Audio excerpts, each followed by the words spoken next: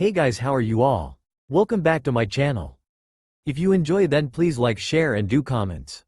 Naruto didn't quite understand what was happening, but it seemed as though the cubs weren't hostile and in fact just wanted to play. With the vixen gone, the sense that he might become someone's dinner went away, leaving only lingering soreness where the vixen had mauled him. The cubs weren't so bad, he decided, as he passed his hand through their fur. They acted much like the stray dogs back in Konoha. "Hey, would you happen to know where I am?" he asked them, not really expecting an answer. The nearest cub merely pushed its head into his body in an invitation for more petting. Naruto sighed and acquiesced. He had no idea how long the vixen was gone, but running away while he could felt like a very good idea, if only he knew where to go. That, and the cub's puppy dog eyes were super effective. Naruto melted under their quadrupled power. The bushes behind him rustled. He paid it no mind at first, thinking it was one of the cubs, until a deer was dropped with a wet thump right in front of him and the foxes. It skittered and prepared to run, snorting in fear and favoring a leg. Naruto watched it, uncomprehending, then he whirled around to see the vixen returned, passively watching her cubs as she did with him. Gulping, he sank to a crouch and tried to make himself as small as possible. The deer clearly had stronger survival instincts than Naruto. It bolted as far as it could from the foxes, and when one cub ambushed it from the side, it swiveled and lowered its antlers, snorting. The cubs took it as an invitation to advance. Naruto frowned. He counted 3 cubs. Where was one more? His answer came in the form of a death shriek from the deer. As it reared and swung round, he caught sight of the last cub, hanging on for dear life by the skin of its teeth on the deer's neck. Seizing the opportunity, the other cubs pitched in, aiming at the deer's legs and neck. The deer thrashed, kicked, screamed its defiance, but in the end, it died, choked to death by the cubs who hadn't yet the strength to break its neck. A low rumble of satisfaction and the cubs settled down, preparing to eat. Naruto felt a little sick. A louder warning rumble from above made him look up. The vixen was staring at him, ears flat and teeth bared. His heart raced as he scrambled away, frantically trying to recall how he'd escaped the first time. A large snout bowled him over and pinned him in place as the vixen sniffed, sucking cold gusts of air around him, intensifying his terror. He had to escape. How did he escape? The snout came unbearably close to his face, and he grabbed it, trying to push it away. "I won't die today, stupid fox. You hear me?" he snarled, fighting for purchase on the wet, black nose. "I am Uzumaki Naruto, future Hokage. A fox like you won't kill me." His fingers suddenly sank easily into the snout and he slashed down, causing the fox to leap back, shaking her head. Panting for breath, Naruto glared at the vixen, prepared for an attack, but she didn't come. Blood dripped from her snout from 4 deep slashes, rough and jagged, and Naruto frowned despite himself. His nails weren't that sharp. He stared in fascination at his hands. He still had 2 hands, 10 fingers, but 10 new claws, sharp and bloody, glistened back at him in the morning light. The claws retracted as he watched. The more they retracted, the louder the vixen growled, and Naruto watched her warily. Then he was struck by an idea. What if the claws were the reason she stopped attacking? He flexed his fingers, trying to make the claws extend. Nothing. The vixen's growling grew louder. "Think, Naruto, think." Naruto nagged himself, trying to squeeze his memory for the sensation. He'd felt scared, then warm, an almost hot but okay burn that spread from his middle to the rest of his body, like tamed fire. He tried to recall that feeling to the surface, hoping against hope and racing against time. He imagined hot breath on cold fingers in winter.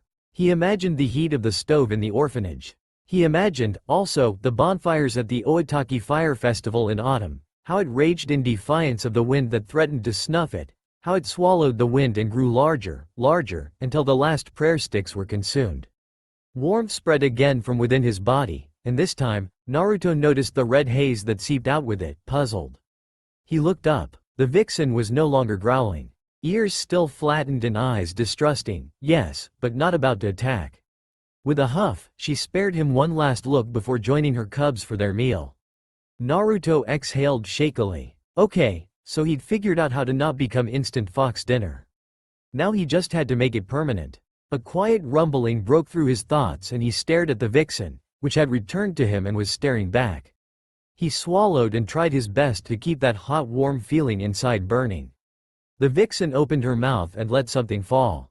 It was a piece of deer meat, he realized, raw and bloody and gathering dirt as the vixen nosed it towards him. He blinked. She nosed it closer to him again, then drew back, sitting on her haunches, watching him. He could almost see the instruction in the vixen's foxy eyes: eat. In the background, the cubs were noisily enjoying their meal, their mouths and fur matted in blood. He spared them a quick glance. His stomach grumbled. He'd subsisted on bad food before. How bad could raw meat be? Hitaki Kakashi, Anbu operative hound, codename Inu, stepped out of the hidden Anbu registration room next to Konoha's gates, squinting at the sudden change in brightness. It had been months since he last saw this side of the village gates, from the inside, considering he'd been on a mission. His 3 Anbu partners stalked behind him, equally appreciative of being home. Kakashi felt his heart lift despite his travel fatigue. With a discreet sign, he dismissed his partners while he continued his leisurely pace to the Hokage Tower straight ahead, nodding greetings as they came. The streets of Konoha were pretty much the same, not that he'd expected it to change much in peacetime, barring a few new shops here and there. Kakashi let his mind wander. He'd been considering his resignation from Anbu for a while now, perhaps in a year, once he'd earned enough to buy a landed property with a large yard for his Ninken. The pain caused by Rin's and Obito's passing had dulled somewhat over the years, but his father's, he hadn't stepped into his family home in decades, and he still didn't intend to. There was an empty compound near the Konoha Stadium that would suit him just fine. He allowed himself to think of the house, mentally filling in the plot of land, along with the fortifications he planned to build into it. He'd need an architect, of course, or not, really, if he could persuade Yamato to use his wood release to do everything for his beloved senpai. His eye curved into a smile. Yes, that would do. For now, he'd seek out a mission that would let him stay in the village for a while, in case he had any outstanding matters to settle. Perhaps a stint as Naruto's Anbu bodyguard detail, for all that the boy was a menace to Shadow. It wasn't too difficult most times, and it would allow him a chance to see his sensei's son, as indirect as it was. Briefly, he entertained the thought of revealing himself upon retirement. He'd cross that bridge when he came to it. Humming softly, he entered the Hokage Tower, where the Chunin guard saluted him and noted his entry to the building. The Hokage might be surprised that Kakashi bothered to use the door for once. The corners of his mouth twitched. The Hokage's secretary, a young female Chunin whose name he couldn't remember, gave him an exasperated stare as he crossed the last few steps to the Hokage's office, glaring when he saluted her cheekily. He wasn't even that late this time. Weasel might be a teenager and the youngest member of his team, but that kid had superb people management skills and had managed to herd their team back on time, including him. He only managed to be late by loitering on his way to the tower. It was only half an hour, but he had an image to maintain. "You're late, Kakashi," the Hokage said, in a resigned tone that carried no reprimand. It was all routine by now. Kakashi grinned under his mask. Well, I got lost on the road of life." To his disappointment, the Hokage just shook his head and changed the topic. "I take it the mission went well?" "Yes, Hokage-sama, here's the report." The report exchanged hands and the Hokage skimmed through it. "Hokage-sama, if you may, I would like to request for Naruto's bodyguard mission for the next few days while I get my affairs back in order." Was it his imagination, or did the Hokage's fingers tighten on his report? Sarutobi continued perusing his report in silence. Kakashi's instincts tingled in warning, although outwardly he only narrowed his eye and said nothing. After a few more seconds, the Hokage sighed. "I'm afraid that's not possible, Kakashi." "Oh, wow. I had no idea that Naruto missions were becoming that popular." "It's not," the Hokage said heavily. "That's not possible, because Uzumaki Naruto has been missing for almost 2 months now, and we have no idea where he is." "What? Excuse me, Hokage-sama?" If his voice sounded a little strangled, both men ignored it. "I must have misheard you. Almost 2 months?" "Yes, Kakashi, and don't think I've spared any ninja trying to find him either. You know what he is. And who he is, but that went unsaid considering the handful of people who knew who fathered Uzumaki Kushina's child." The Hokage massaged his temples, looking every inch his true age and so very tired. "The other villages? I've set Jiraiya and his spies on it, but no news yet. Dread curdled in Kakashi's gut. Naruto could be anywhere by now. He had never interacted with him, only watched him from a distance, but he was still his sensei's child, the last link he had to his surrogate parental figure and mentor. He'd thought, perhaps, that he could build a relationship with Naruto, sometime, after his hurts have scabbed over a bit more. It looked like he was, as usual, too late. It sent a bitter thrum through his brain. Could I go look for him, Hokage-sama? You could, the Hokage allowed, but it's been so long now, Kakashi, and any scent trails that you could have picked up is long gone. I know that, Hokage-sama. I'd just like to try. Just in case. He could feel the Hokage's eyes on him, judging. And blaming him, he'd like to think, but he knew that was just his imagination. He'd always been his own worst critic. Kakashi, the Hokage said, and Kakashi's head snapped up. You've just come back from a long mission and you're probably tired. Why don't you take some time off? Yes, Hokage-sama, he murmured, noting that the Hokage hadn't explicitly denied his request. The moment he left the Hokage tower, Kakashi shunshined away, his mind racing to cobble together a plan of action. At home, he wasted no time biting his finger to summon his Ninken. All 8 of them poofed into existence, cramping up his living room in surprise. What's the matter, Kakashi? Pakun whined. You seldom call all of us when in Konoha. Naruto's missing. Pakun scrambled to his feet, eyes wide. The pup? His throat constricted. His Ninken, it seemed, accepted Naruto as family earlier than he did, for all that Minato-sensei had no connection with Kakashi's dog contract. It stung. Yes, the pup, he said. It's been almost 2 months, Hokage-sama said, so he might not be able to track him. We will try, Kakashi. Pakun butted his head against Kakashi's leg and placed a paw on his foot.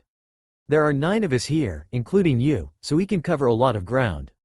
Right, boys? A chorus of barks and agreements came from the Ninken as they crowded around Kakashi, licking and headbutting him for comfort. Kakashi ruffled their fur gratefully. We'll get something of his for you to sniff, then we'll head out to track him, he said once he recovered himself. I'll drop by the orphanage first. Thanks, guys. The pug snorted. It's nothing, Kakashi. Just go. Kakashi gave Pakun one last pat before standing up. The rest of the Ninken disappeared in a puff of smoke, leaving Pakun, who settled himself on Kakashi's shoulder and nuzzled his neck. We'll do our best, Kakashi, you know that, right? He said. I know, Pakun, I know. The orphanage, unfortunately, yielded nothing usable.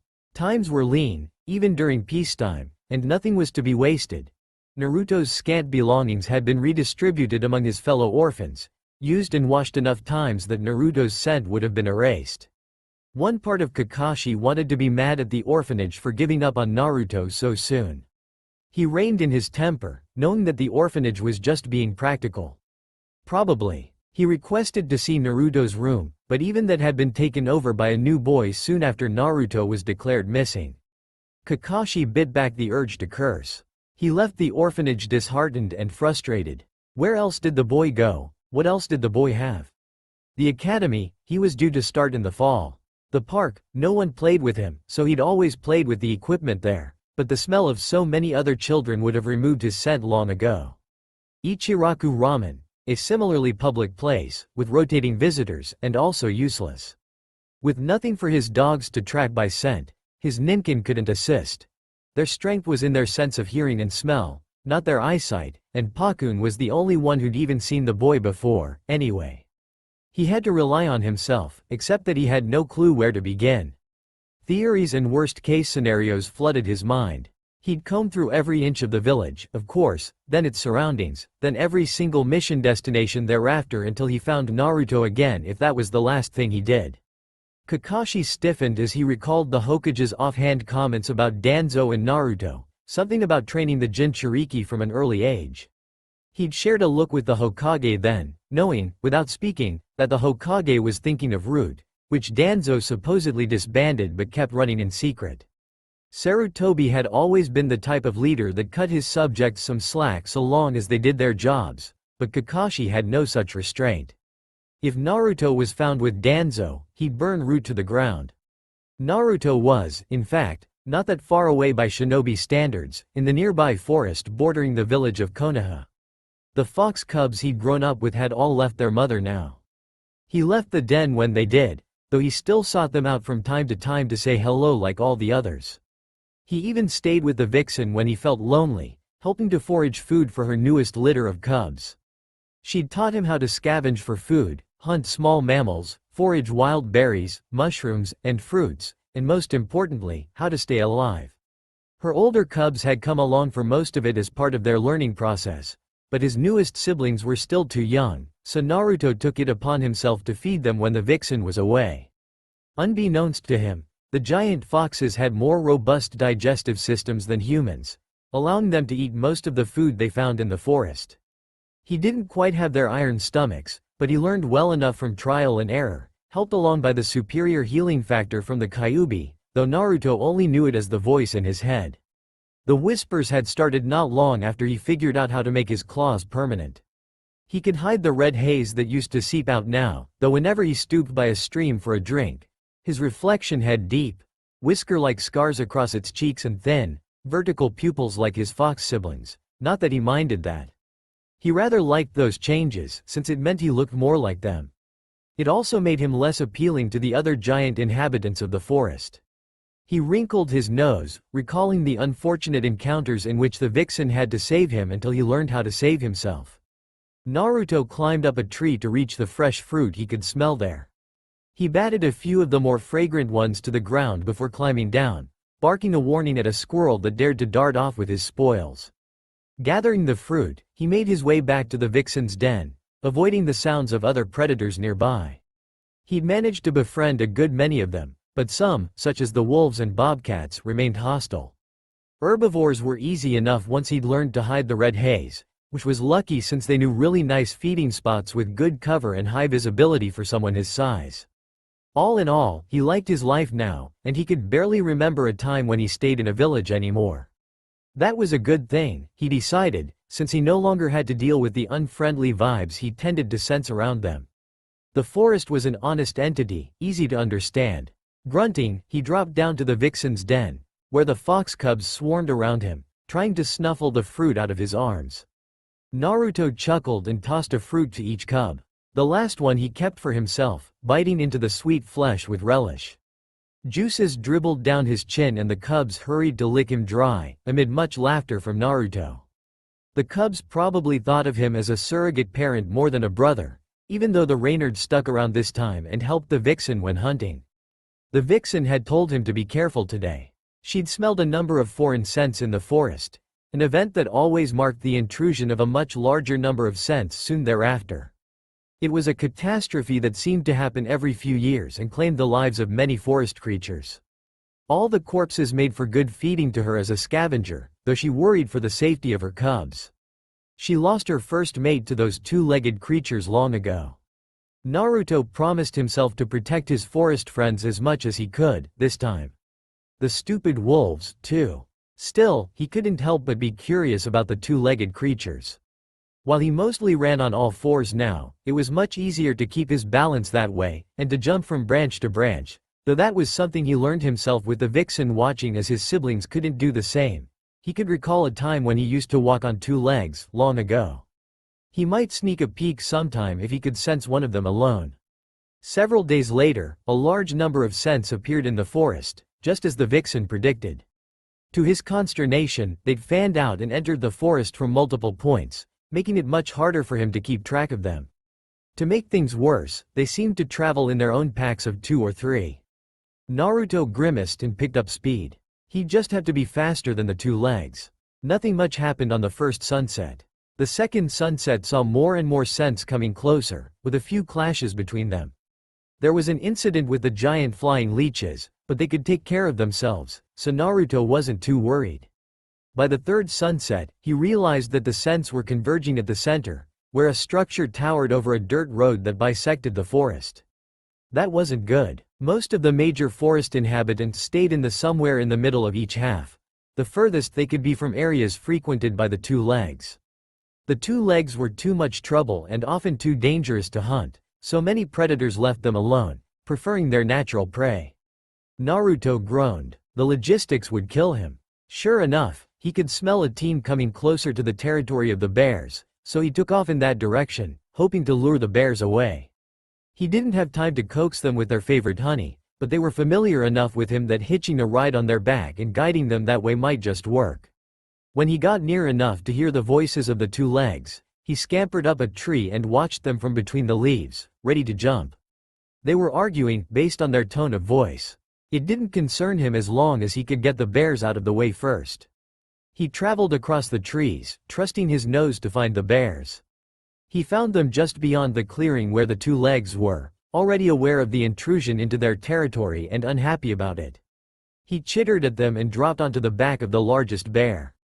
It grunted and shook its whole body, but Naruto held firm and continued chittering. Soon, it subsided into a soft grumbling and allowed itself to be led away from the sight, its two cubs ambling behind. He only chanced to look back at the clearing once he judged themselves far enough away. Satisfied, he leapt off the back of the bear and continued on his way. He was too late to see the eyes of the two legs staring at him. The fourth sunrise needed a lot more interventions from him as more two legs approached the heart of the forest, but this tapered off by the fifth sunset as most of the two legs left the limits of his perception. Naruto breathed a sigh of relief. 5 days of stressed sleep patterns and numerous interventions had stretched his durability thin, and he was ready to drop asleep for a long time buried among his furry siblings. He didn't care how or why the last big group of two legs disappeared in a flash from the tower. The main point was that they were gone, and the forest was safe for a few more years, if the vixen was right. She often was. Yawning, he turned in the direction of the vixen's den. It was time to sleep. Tokubetsu Junin Mitarashi Anko was having the time of her life proctoring the second phase of the Chunin exams. It was her first time doing it, and she enjoyed seeing the brats shivering in genuine fear of her, like those prisoners awaiting her in the basement of T&I. She licked her lips and grinned. Most of the teams coming in on the 5th day were stragglers, many incomplete teams who automatically failed the exam as per the rules. A handful were teams that were sneaky enough to lie in wait and ambush a tired team close to the tower. While she didn't care how they got a scroll, only that they got a pair, it did mean that she had to stay until time was up in case there were last-minute qualifiers. Twirling a kunai, she prowled around the tower, keeping an ear and eye out for information. She was in T&I, after all, and the entire point of T&I was to extract information, and frowned when she overheard the muttering of a resting genin team. A pair of red eyes with vertical slits for pupils? She'd heard the same description multiple times from different teams, sometimes one or the other, but something that was mentioned that frequently could be pieced together well enough. She hadn't encountered anything like it during her own Chunin exams almost 10 years ago, though she admitted that one trip through the Forest of Death didn't mean that she'd seen everything in it. She could have put down a mention or two of such a description as a genjutsu cast by an enemy team. The 5th or 6th, either that genin was a one-trick pony, or there was a grain of truth in there. She'd find out soon enough. A bell rung from the top of the tower, marking the end of the second phase, and she made her way to the main assembly point, where way too many genin milled about, waiting for instructions. Her face soured. The Forest of Death survival test, it seemed, wasn't challenging enough to prevent an elimination round. Ibiki would be teasing her for her failure for weeks. She and her braggart mouth. Oh well, she'd just have to make the next Forest of Death challenge harder to survive, is all. Annoyed, she sicked the brats on each other in the elimination rounds, then stalked off to arrange for the retrieval and cleanup of Training Ground 44. While it was tacitly understood that not all corpses could be fished out, some genin might still be alive, and Konoha liked to maintain its image as a friendly village, so retrieval it was. It took the rest of the evening for her teams to sweep their assigned quadrants, with nightfall imminent by the time the gates were locked up. There were no sightings of red eyes, so she shrugged and put it out of her mind. It was probably a genjutsu. Amino Iruka, Chunin and Academy instructor, palmed through the sheaf of student evaluation reports on his desk, frowning. It was that time of the year again, the genin graduation exam. How time flew. At the top of the class was Hyuga Neji, budding prodigy with a huge attitude problem, though not as large as Uchiha Sasuke's, the top student in next batch. Iruka sighed. Were all his top students destined to be jerks? To be fair, both boys had had their share of sob stories, so he sort of understood how they turned out that way. Neji's was a long time ago now, But Sasuke's was pretty recent, especially if you considered his age. The Uchiha massacre occurred just 4 years ago. For Sasuke, that was almost half his lifetime, and the boy hadn't adjusted well in the aftermath. Amidst a decimated clan much reduced in size, imprisoned clan members, a criminal genius brother, and a mother who struggled to raise her remaining son.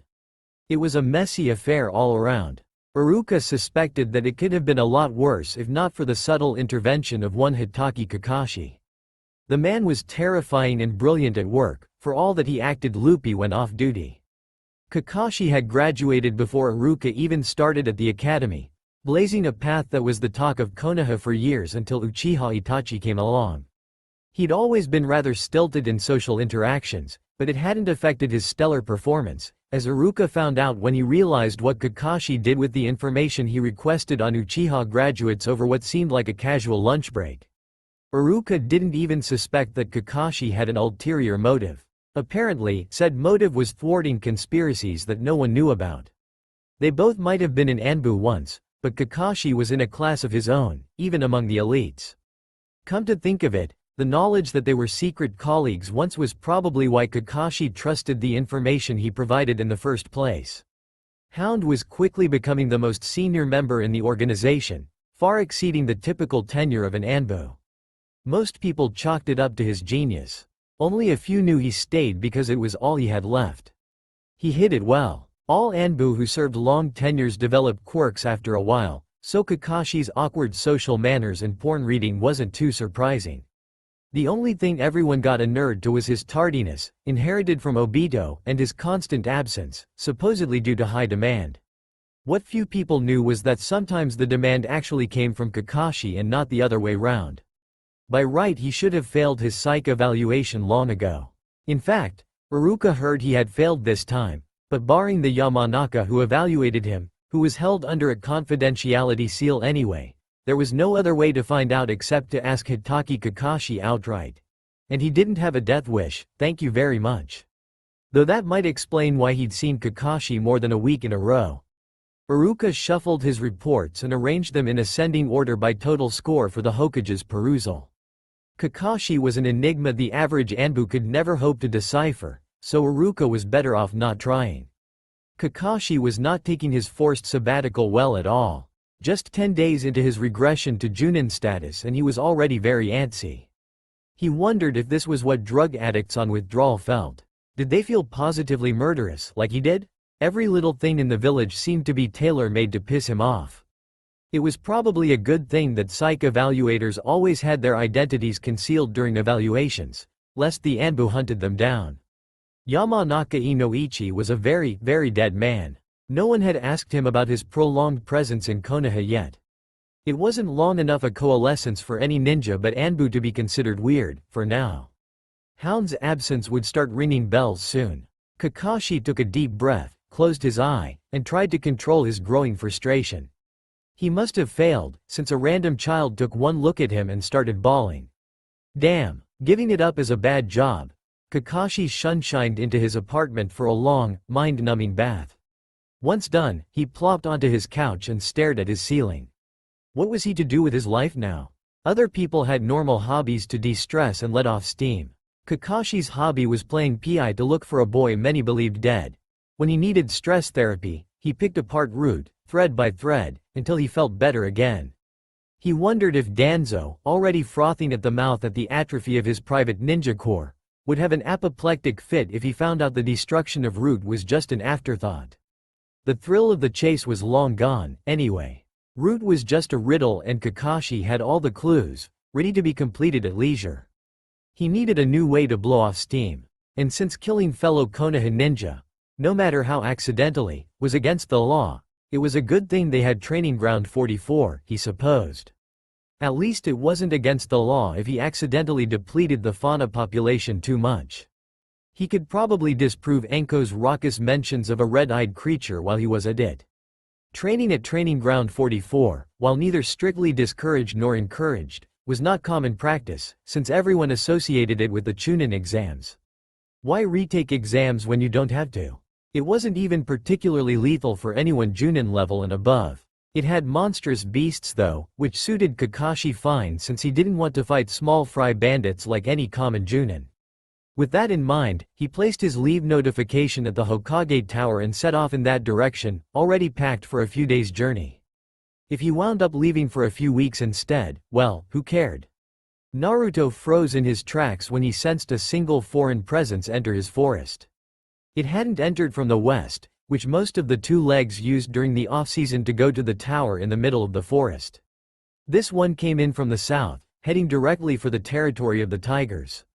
Naruto sucked on his lip, undecided. On one hand, the tigers were apex predators and well equipped to defend themselves. On the other hand, Naruto loved being fair to all the animals, and that meant he had to protect all of them. He climbed up a tree and started to travel among the branches, trusting his senses and, later, his nose when he picked up the metallic tang of blood. He sped up as roars of fury and pain rose in the distance. It was his forest. No one hunted in his forest if it wasn't meant to be eaten, and those two legs seldom needed the amount of meat that the giant beasts of his forest could provide. Naruto wasn't going to allow their lives to be wasted for sport.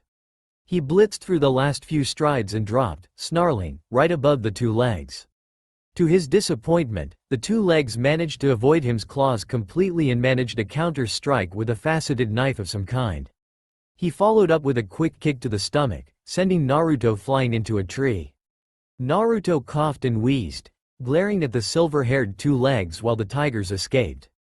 But the two legs merely stashed his blade and kept a non-threatening posture, hands open in front of him, single eye staring in disbelief. "What are you doing here, boy?" the two legs asked. Naruto's eyes widened. Here was a person who spoke to him like the one in his head. He'd heard other two legs making similar sounds before, but it had never been addressed to him when in his forest. Hazy memories of recognizing those sounds, words, he remembered, from the outside world, beyond his mind, floated to the surface, and he tried to recall how to voice those words aloud for the first time in years. "What are you doing in my forest?" he tried.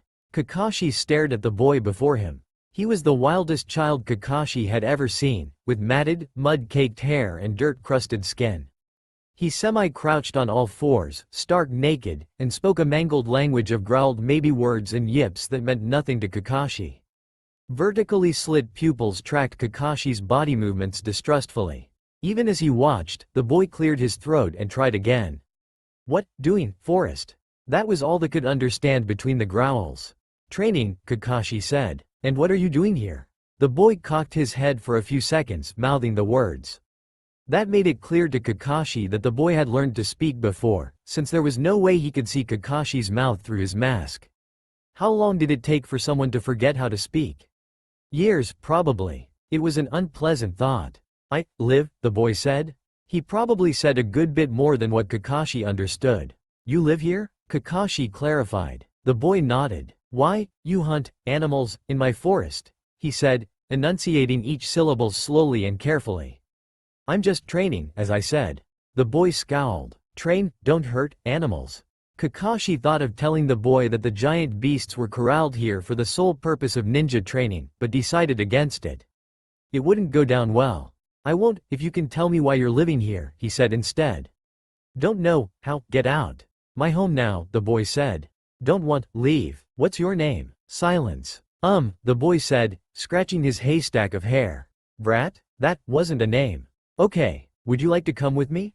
To the village?" The mention of the village sparked recognition in the boy's eyes, then hesitation.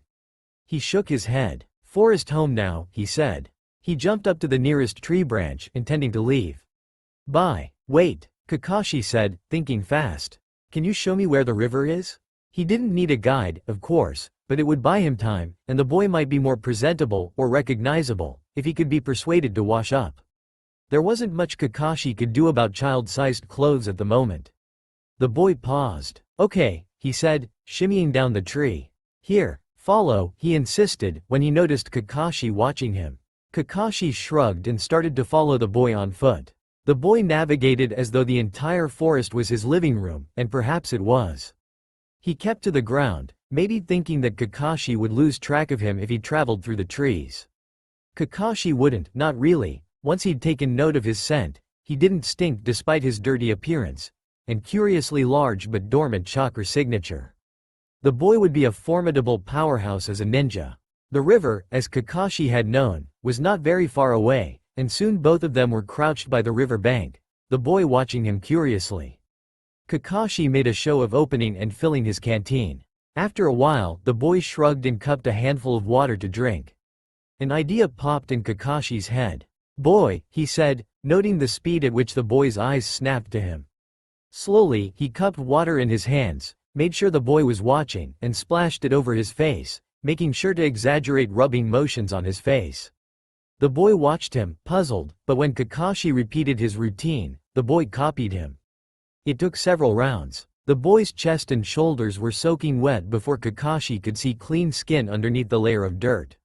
He shook his entire body, just like an animal, and looked askance at Kakashi.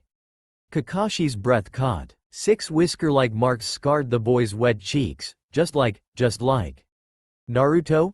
he whispered. Naruto cocked his head at the 2 legs. "The man," he corrected himself, proud of remembering the word. The man seemed shocked. Single eye widened and eyebrow raised past his hairline. What had the man said again? "Naruto?" he parroted, watching the man. The man was stiff now, facial muscles making minuscule twitches, his eye conveying so much unspoken emotions that Naruto couldn't figure out. Naruto. The word was familiar somehow. He rolled it in his mind, wondering why. "That's you, brat," the voice in his head muttered. Naruto grinned in excitement. The voice in his head only answered when it felt like it, which wasn't often, but sometimes was still better than never. "So that's my name?" he asked it eagerly. The voice snorted. "It was what that redhead banshee wanted to call you, yes. That is your name." "Naruto," the man whispered again. One gloved hand reached out, as though to touch him, but then the man stopped, fingers curling, and drew back. "You?" Naruto said. The man shook his head. "Your name, Naruto. Your name's Naruto." Naruto sighed. All this miscommunication made him impatient. Why couldn't this man understand him as easily as his siblings?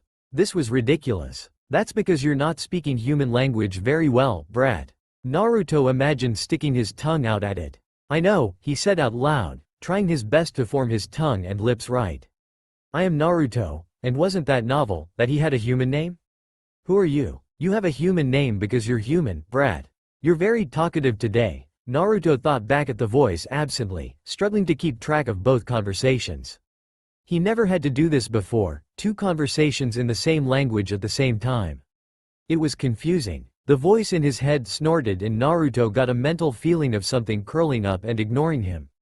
"Kakashi," the man replied. Naruto dragged his attention back to the outside world. "Kakashi," Naruto repeated, rolling the name on his tongue. He hoped he got it correct. He must have, because the man relaxed and sat down on the river bank, still looking dazed. Naruto looked down at the river and took another sip of water. A nascent thought trembled to life. If this man, this Kakashi, knew his name, could he be someone Naruto knew, too? He couldn't remember much of his old life before the forest. "Have you known me a long time?" he asked. There was no hiding the raw anguish in Kakashi's eye at that question. "Yes," he replied softly, still drinking in the sight of Naruto, replacing his last image of him as a pipsqueak prankster with this naked, wild, healthy boy. Naruto should be 11 this year, 5 years later, and so much had changed. He was alive when many believed him dead. That was what mattered. "Yes, I've known you a long time." Against his best judgment, he reached out to muss Naruto's hair. The boy stiffened, then relaxed when nothing dangerous happened. To Kakashi's amusement, he leaned his head against Kakashi's hand and purred. The inhabitants of the forest must have had a larger impact on the boy than he'd first thought. They stayed like that for a while, basking in the bubbling sound of the river. When Kakashi stirred, Naruto skittered just beyond arm's reach, suddenly aware of the distance between them. Kakashi sent him an eye smile. "Would you like to eat, Naruto-kun?" Naruto perked up. "Eat what?" Kakashi dug in his pouch for one of his storage scrolls. He hadn't brought much with him, having intended to hunt for food as long as necessary, so what he had was pretty basic fare. He unsealed the correct scroll and waited for the characteristic smoke to clear. Tins of sardine, cubes of soup stock, ration bars, various spices, and balls of onigiri appeared. He snuck a peek at Naruto and chuckled. The boy's eyes were round like saucers, as though he couldn't believe his eyes. To someone who hadn't been exposed to the finer aspects of shinobi life, storage scrolls must seem magical. Kakashi's cheer dampened as he recalled why Naruto was so ignorant in the first place. If he ever discovered the bastard that abandoned Naruto in the Forest of Death, he'd take great pleasure in torturing him to death until they begged for mercy. For now, he picked through his stash and offered an unwrapped onigiri to Naruto, who sniffed it curiously. He took the onigiri from Kakashi's hands and turned it around in his hands. When he was satisfied with his visual inspection, he chose a corner to nibble from. Naruto said, frowning at the onigiri. He took a second nibble, swallowed, and went back to inspecting the rice ball. It's not sour? Rice isn't sour, Naruto-kun, Kakashi said. What on earth had the boy been eating in Konoha? If anything, the sticky rice should taste plain, but sour. Naruto's face changed on his third bite when he reached the sashimi filling in the onigiri. Fish, he identified excitedly. Want more? No thanks, Naruto-kun, this is enough. He finished his own onigiri and sealed the rest of the food back into his scroll, only whip his head back at the sound of a loud splash to see Naruto grinning triumphantly at a fish struggling in his claws. Those claws lengthened and sharpened as he watched.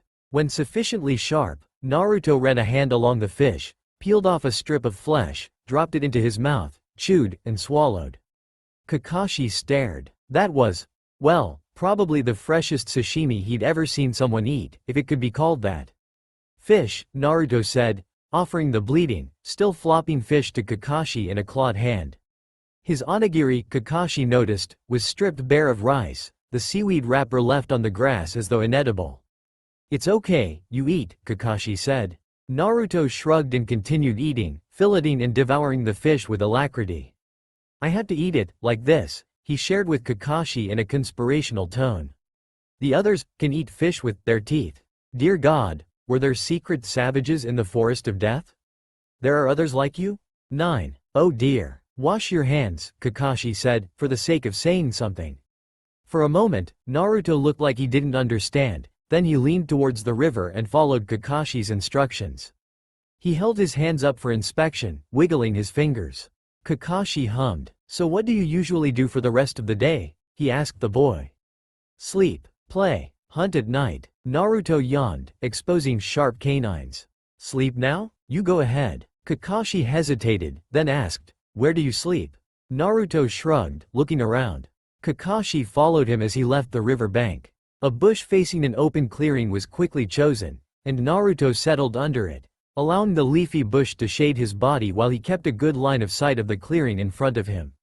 He curled on his side and closed his eyes.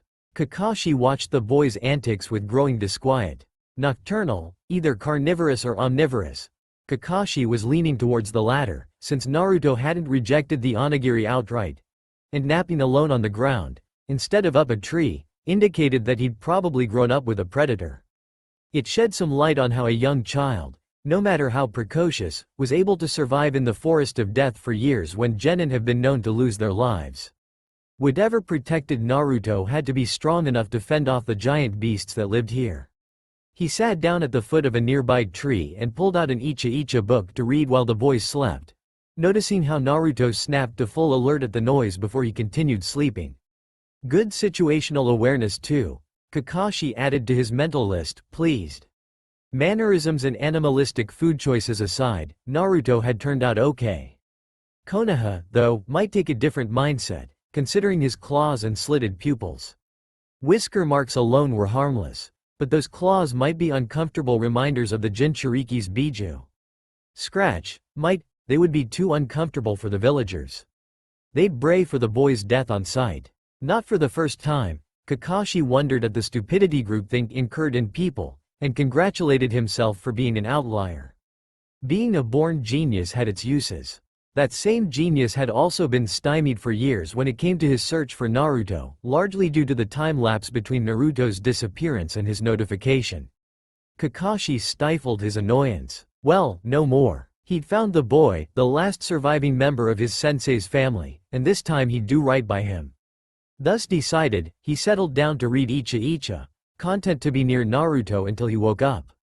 Sunset in the Forest of Death was a gloomy affair. This part of the forest floor, cast in perpetual half-darkness even in the afternoon, was almost pitch black by 5 o'clock. With it came a gentle hush as it crossed the threshold between day and night, diurnals giving way to nocturnals, sight giving way to smell and hearing. Naruto stirred awake, as though beckoned by the change in sounds.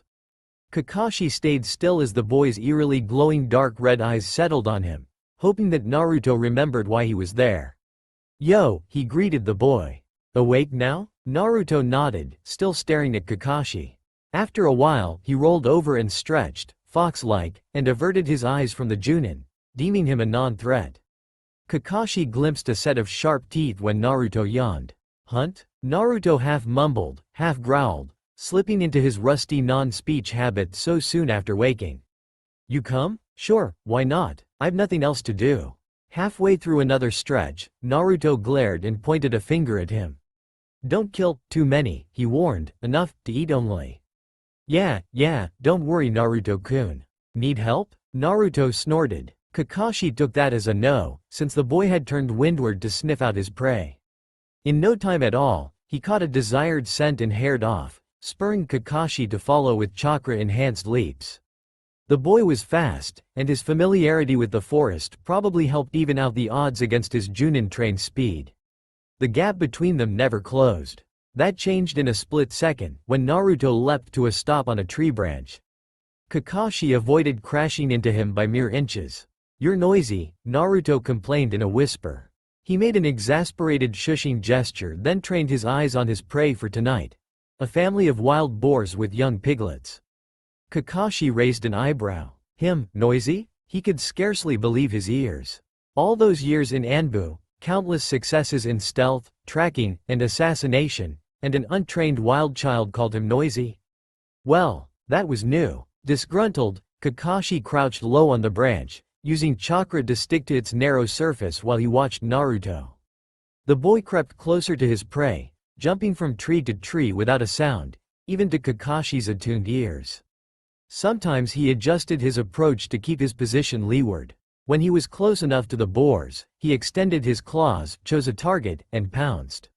He landed right on the back of a boar, which bellowed its displeasure and proceeded to rodeo with Naruto clinging like a monkey. The rest of the boar family scattered. Before Kakashi could react, Naruto slipped sideways from the boar's back and swiped his claws deep across its jugular in a fatal blow. The boar roared and thrashed, trying to throw off the menace, but it was in vain as Naruto had jumped into a nearby tree. Gradually, weakened by blood loss, the boar stumbled, fell on its side, and failed to get up again, panting in rage. Naruto dropped to the ground and approached it from behind. From where he sat, Kakashi could just about glimpse Naruto's raised hand, claws shortened to normal, before Naruto slammed his hand down on the boar's neck, breaking its spine. The boar's struggling ceased. With a soft exhale, Naruto extracted his bloodied hand from the boar's carcass, then proceeded to wriggle his arms underneath it. Kakashi spied a length of knotty vines near Naruto, which the boy twined around the carcass with some difficulty. Any skeptical thoughts Kakashi entertained about untrained, chakra-less impossibilities were blown away when Naruto completed his knots, found sufficient purchase, heaved, and somehow managed to drag the carcass away while he strained forward like a common mule. Without chakra. It wasn't a fluke, either, since Kakashi couldn't detect any spike of chakra. Kakashi followed a distance behind Naruto, puzzling out the situation. He had to be using chakra somehow. He had to be, otherwise how could a single child drag an adult boar on a trek through the forest? A small voice in his head reminded him to keep his mind open. Just because a typical human didn't have a ninja's monstrous, chakra-enhanced strength didn't mean that they couldn't have it, and Naruto was a Jinchuriki. That might be why he could do it. Naruto was slowing down, his steps growing hesitant. Thinking he was tiring, Kakashi closed the gap between them to offer aid, but apparently not. The boy was shooting suspicious glances at him. Whatever his suspicions were, he seemed to heed it, because he shrugged off his makeshift rope and walked away from the carcass, but not before chittering in some animalistic language to thin air. He beckoned for Kakashi to leave with him. Ah well, why not? He was more interested in the boy than whatever reason he decided to abandon his kill prematurely, anyway. Kakashi suspected he knew why. And he was proven right a few seconds later, when muffled yips and barks registered at the edge of his hearing, too soft for most shinobi to hear. They were Naruto's pack, and Naruto didn't trust him enough to expose his pack to him yet. That was fine. They'd just met today, after all. Kakashi shifted the boar piglet he'd killed earlier to a more comfortable position as he trekked behind his late sensei's son. It would become the first proper meal he'd have with Naruto. His heart lifted, despite the horde of questions that threatened to crash out of his mouth if he wasn't careful. He'd found Naruto at last. Naruto, Kakashi realized, wasn't fit for civilization. They'd spent the past few days getting to know each other. Naruto stuck to him like glue. It had come to a point where Naruto was unconsciously following his sleeping patterns instead of his usual nocturnal one, since he stirred every time Kakashi woke. The boy almost never left his side, though he set aside time every evening to hunt and leave food in a random place that Kakashi suspected was near his adopted family. It sounded normal, except that Naruto went about it like an animal. Perhaps he shouldn't have been surprised, considering the boy's social lessons stopped when he was 6 years old. The orphanage had provided minimal guidance at best. Now, almost 5 years later, Naruto's manners would be unacceptable for an 11-year-old if his particular circumstances weren't made known. Naruto mimicked Kakashi well enough when prompted, but that was it. Naruto didn't understand honorifics, or polite manners of speech, or hierarchy, or table manners, or, well, almost everything about society, including not going about stark naked. Kakashi sighed. It was one of the first things he'd tried to re-educate Naruto about. After all, he could bring home a wild child and people might not notice the wildness at a glance, but a naked wild child? They'd be the talk of town. Unfortunately, Naruto couldn't or didn't want to understand the significance of clothing. Kakashi had coaxed Naruto to wear one of his spare undershirts on his second day in the forest. It was thin, sleeveless, and he thought it allowed great freedom of movement. It was, of course, oversized for the child, falling almost to his knees. Kakashi didn't know whether it was that excess fabric or sheer unfamiliarity that led to Naruto stubbornly removing and refusing clothes thereafter. He also preferred moving around on all fours instead of on 2 legs. Kakashi noticed him aping his upright posture now and then, but years of crouching seemed to have taken a toll on the boy's body. Naruto tired easily when walking, and his shoulders were hunched, molded into position by constant 4-limb travel. His diet? Well, the less Kakashi dwelled on it, the better, like right now, when Naruto was ripping chunks of raw meat with his bare teeth. Perhaps he'd have more luck coaxing Naruto to cook his meat before eating it. Baby steps, right? The problem with being a detail-oriented, OCD ninja was that Kakashi expected everything in life to be of a certain standard, and lowering his standards so much really sucked. Kakashi stuffed the last of his onigiri into his mouth. He would have sighed again otherwise. Nearby, Naruto was likewise finishing his meal. Upon sensing Kakashi's gaze on him, Naruto made sure he had a good frontal view and slowly licked his hands clean of blood and gore until they were wet, coated in saliva, but clean. Baby steps, Kakashi reminded himself. Those hands were already better than their dirt-encrusted state a few days ago. Outwardly, he nodded his encouragement. Naruto grinned. "What will you do today?" he asked Kakashi, slowly but clearly. His speech was the one thing that improved fast due to constant exposure and old memories of human speech. There were much fewer animalistic sounds when he spoke, for which Kakashi was grateful. I'm not sure." Having packed his food back in his storage seal, Kakashi flopped onto his back and stared at the canopy above, marveling at bits of sky that peeked through. "Maybe I'll just stay here for today."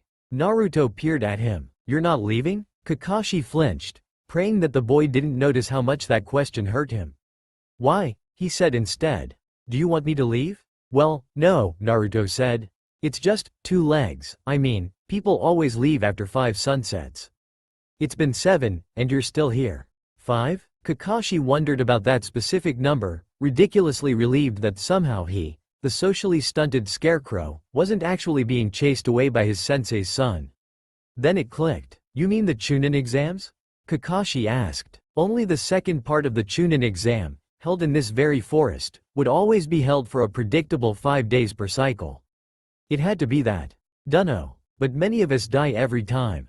Naruto scuffed the forest floor with his foot. Whatever it is, I don't like it. You can be safe if you come with me, Kakashi wished to say, but he knew Naruto would refuse even before he asked. Say, Naruto-kun, would you like to play? As expected, Naruto's eyes brightened. Yeah, let's play, he crowed, scampering closer to Kakashi. Kakashi swore he could imagine Naruto's imaginary tail wagging. Smiling a little, he sat up and beckoned for Naruto to follow him. Let's look for some pebbles and stones first. I have a fun game to teach you. Okay, Naruto cheered. He dropped to all fours to do as instructed, though he resorted to walking on 2 feet once he'd found too many stones to carry in one hand. They managed to amass a small pile in no time at all. What next? He asked once Kakashi sat down again. Kakashi patted the ground beside him in an invitation to sit. Let's play a game to see how strong we are, Naruto-kun. Can you crush these stones? To demonstrate, Kakashi picked up a pebble, laid it in his palm, then fisted his hand to crush it. He let the resulting dust trickle out, opening his hand to prove that the pebble was really gone. Naruto's eyes widened. It's gone, he exclaimed, staring at Kakashi's hand and the pile of stone dust. You did it with one hand. And a liberal application of chakra, Kakashi added mentally, not that Naruto would know what the word chakra meant. He'd created this harmless game to test a theory that had burned in his mind since his first night in the forest. The speed and nimbleness with which Naruto navigated the forest and its trees, the strength in those little arms when he used his bare hands to hunt. Naruto had to be enhancing his body in some way, unconsciously. Not even academy students could do what Naruto did. Hence his test disguised as a game. It was one thing to display superhuman strength with one's whole body. It was another thing altogether to focus that strength and crush something in the palm of one's hand. At the moment, Naruto seemed to be rotating a stone in his hand, squeezing, shifting, then squeezing again, scowling the whole time. When Naruto dropped the stone and shook his hand, Kakashi started to doubt his theory. If Naruto couldn't ignore the pain from the stone, he wouldn't squeeze hard enough to crush it. But if he could be persuaded to add padding, ignoring Naruto's attention at his sudden movement, Kakashi worked his right glove free and proffered it to the boy. Wear it over your hand, like this, he encouraged Naruto, showing the boy his remaining gloved hand. What for? These gloves are made with Kevlar, so they should buffer your hands enough for you to focus on the task. Seeing Naruto's incomprehension, Kakashi rephrased, you won't feel pain when you crush the stone. Oh, understanding dawned on Naruto's face and he scrambled to put on Kakashi's glove. Kakashi showed him the correct way to wear it, guiding each of his fingers through the right holes, then tightening the wrist strap. Naruto wiggled his exposed fingertips, admiring his new look. Fortunately, Kakashi had delicate hands, and Naruto had rather large ones for a boy his age, so the glove was just a bit loose. Try to crush the rock again, Kakashi said as he sat back to observe. Naruto obeyed, retrieving his first stone and squeezing, harder until his arm was shaking, harder still, then crack. Naruto opened his hand and gaped. The stone lay in uneven halves, not yet crushed, but also no longer whole. The silence lasted a second before Naruto whooped in joy.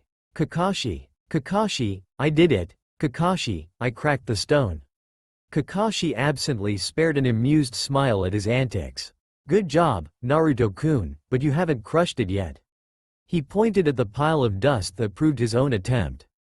While Naruto grumbled and returned to his game, Kakashi's mind churned. He hadn't felt anything when Naruto cracked the stone.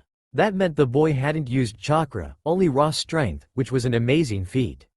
It was, however, proving his theory false, and that left him rather miffed and very curious. Where was Naruto's strength coming from? There were several more loud cracks as pieces of stone broke off and grated against each other in Naruto's hand. That's it? Naruto grumbled, frustrated. The stone was in many small pieces, too big to be called dust. Naruto's arm was visibly shaking after his efforts. Still no chakra, Kakashi noted. Guy would love to train Naruto. An image of Naruto in green spandex popped into his mind and he shuddered. Guy can love Naruto, but I am grounding Naruto's fashion sense first if it's the last thing I do. Ma, that's quite good for a first try, he praised to console the boy. Why don't we try with a bigger stone this time? Maybe you'll do better when you can use both hands. Like before, he demonstrated what he meant by crushing a larger stone between his hands, and had to hide a chuckle at Naruto's half-awe, half-frustrated look. "It's so hard," Naruto complained, but he chose a stone anyway. Kakashi removed his remaining glove and passed it to Naruto, pleased to see that Naruto could remember how to put it on. Thus armed, Naruto stared down at his stone with determination and squeezed. The cracks came much faster this time, though the larger stone took longer to break. And still no chakra. That boy would be an absolute taijutsu monster as a shinobi.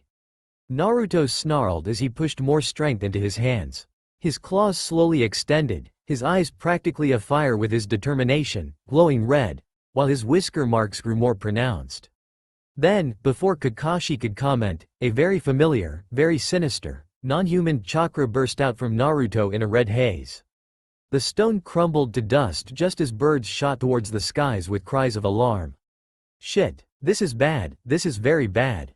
Naruto!" Kakashi snapped, scrambling to his feet. "Naruto, stop!" Naruto blinked. The red haze, and its terrible, terrible chakra, disappeared, but the damage had been done.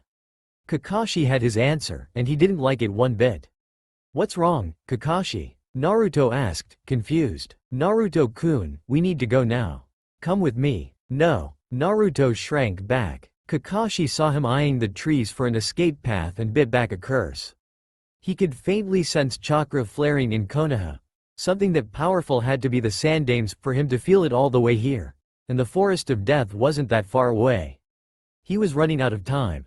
They had to leave. Now. "Family here," Naruto insisted. "I won't leave them. Trust me," Kakashi said urgently. "Please Naruto.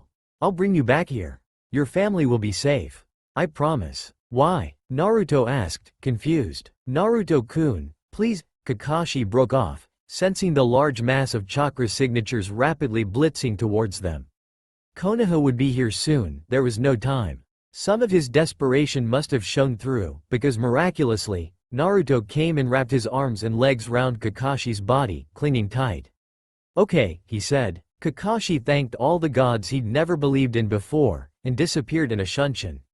They didn't stop running until they neared Tanzaku-gai. Kakashi's limbs were trembling by then, grateful he hadn't had to expend extra chakra to hold onto Naruto since the boy was securely on his back. He spared a moment to admire the boy's tenacity. Holding on tight for hours was no small feat for an untrained person. Now, though, he had to find a good hiding place for the night before he dropped them both. He hadn't sensed any pursuers since 2 hours ago, but Kakashi wouldn't risk lowering his guard, for all that he'd concealed his tracks as he ran. Calling them pursuers was overkill actually, since he'd sensed them fanning out in scouting and tracking formations instead of capture. The first taste of Kyuubi's chakra in 11 years no doubt spooked Konoha. They might hope it was a fluke. But few might entertain the hope that it was Naruto, still alive. The most pessimistic bastards, such as himself, would have hoped it wasn't from the new Jinchuriki of the Nine Tails, since it would have meant a hidden village obtaining another Jinchuriki. Regardless of their non-aggression, Kakashi wasn't about to relax yet. He maintained some distance from Tanzaku-gai as he scouted and finally found a spot that satisfied his paranoia. He wasted no time ringing the place with seals and traps in a small circle, enough to give Kakashi a split-second's warning. It would do, since Kakashi would be on high alert until Naruto was safe again. Once done, he crouched on a wide branch and allowed Naruto to climb down. Naruto did so gingerly, his limbs protesting the change in position. Kakashi felt Naruto wince against his back as he stretched his feet down. It sent a stab of guilt down his spine. "Are you okay, Naruto-kun?" he murmured as he gave Naruto a quick visual evaluation. The boy had retreated towards the tree trunk to rest there, but he nodded, heeding the question. He was tired. That was to be expected, since it was. Kakashi snuck a quick glance at the sky. Almost dawn, and they'd started running at sunset. He had to eat soon to combat symptoms of early-stage chakra exhaustion. He opened his food storage scroll, retrieved 2 ration bars, and offered one to Naruto while he tore the wrapper of the second with his teeth. Naruto shook his head, so Kakashi pocketed the ration bar for later. "Ma, sorry for taking off like that," Kakashi said. "I'll bring you back once things are better, okay?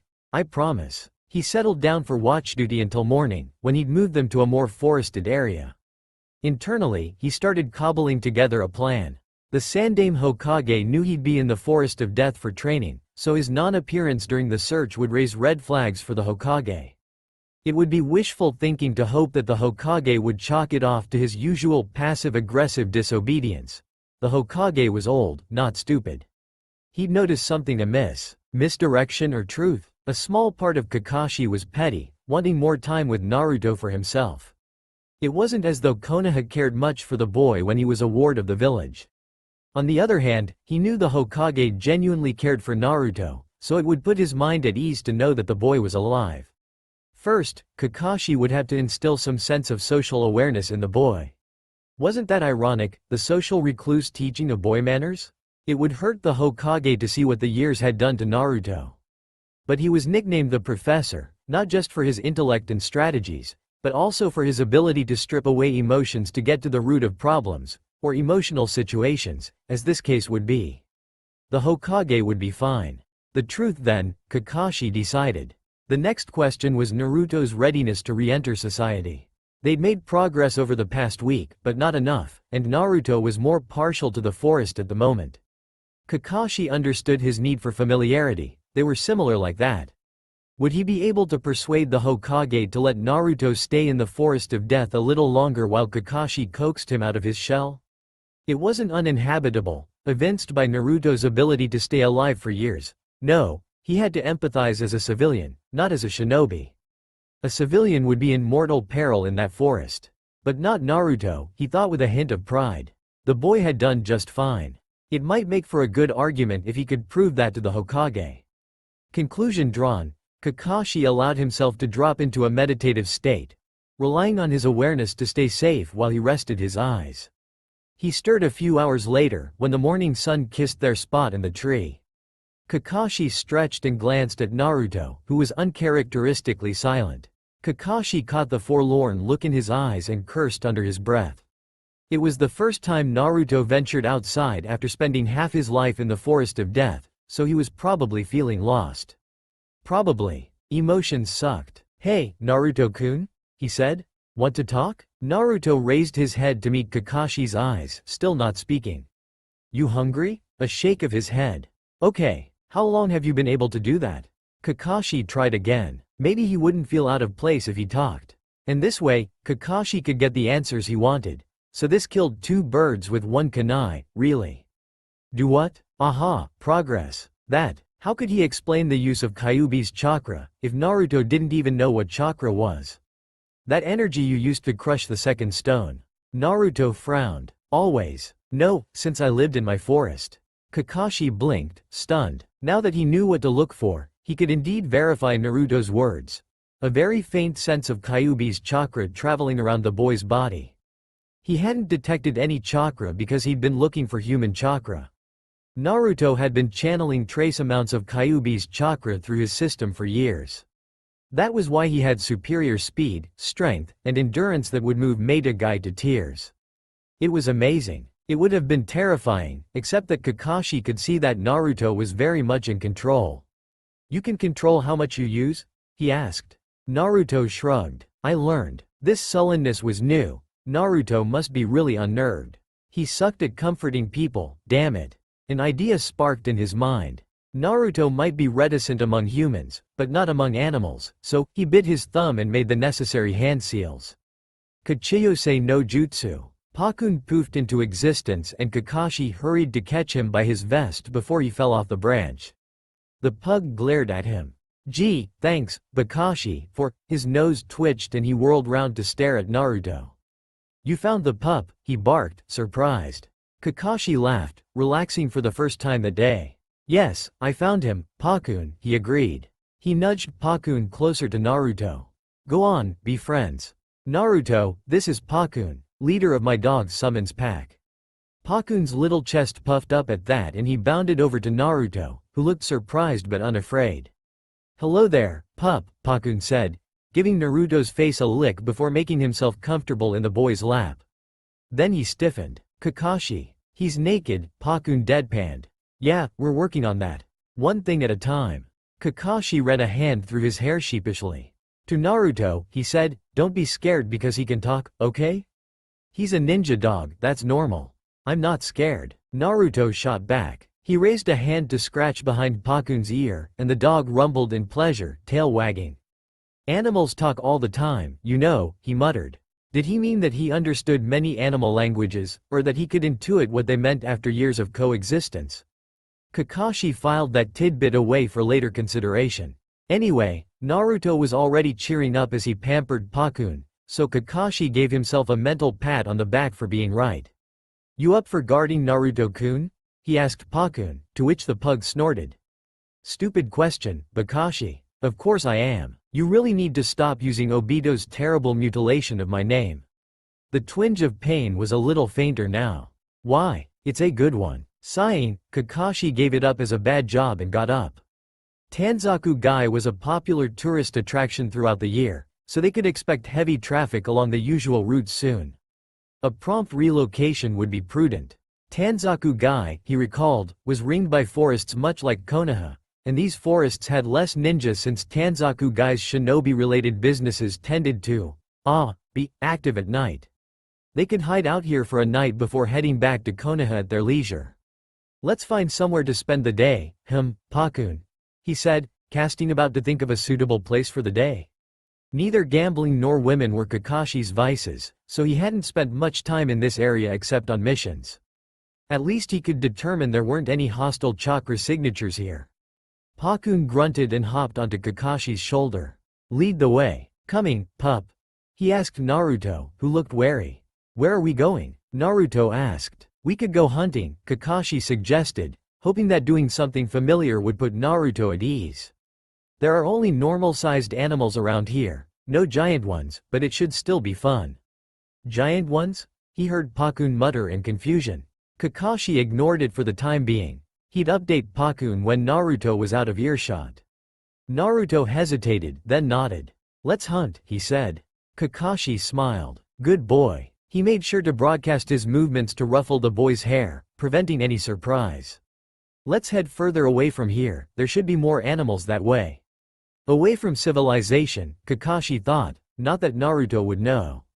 The three of them had great fun chasing rabbits and other small prey for sport until sunset, killing only what they needed for meals.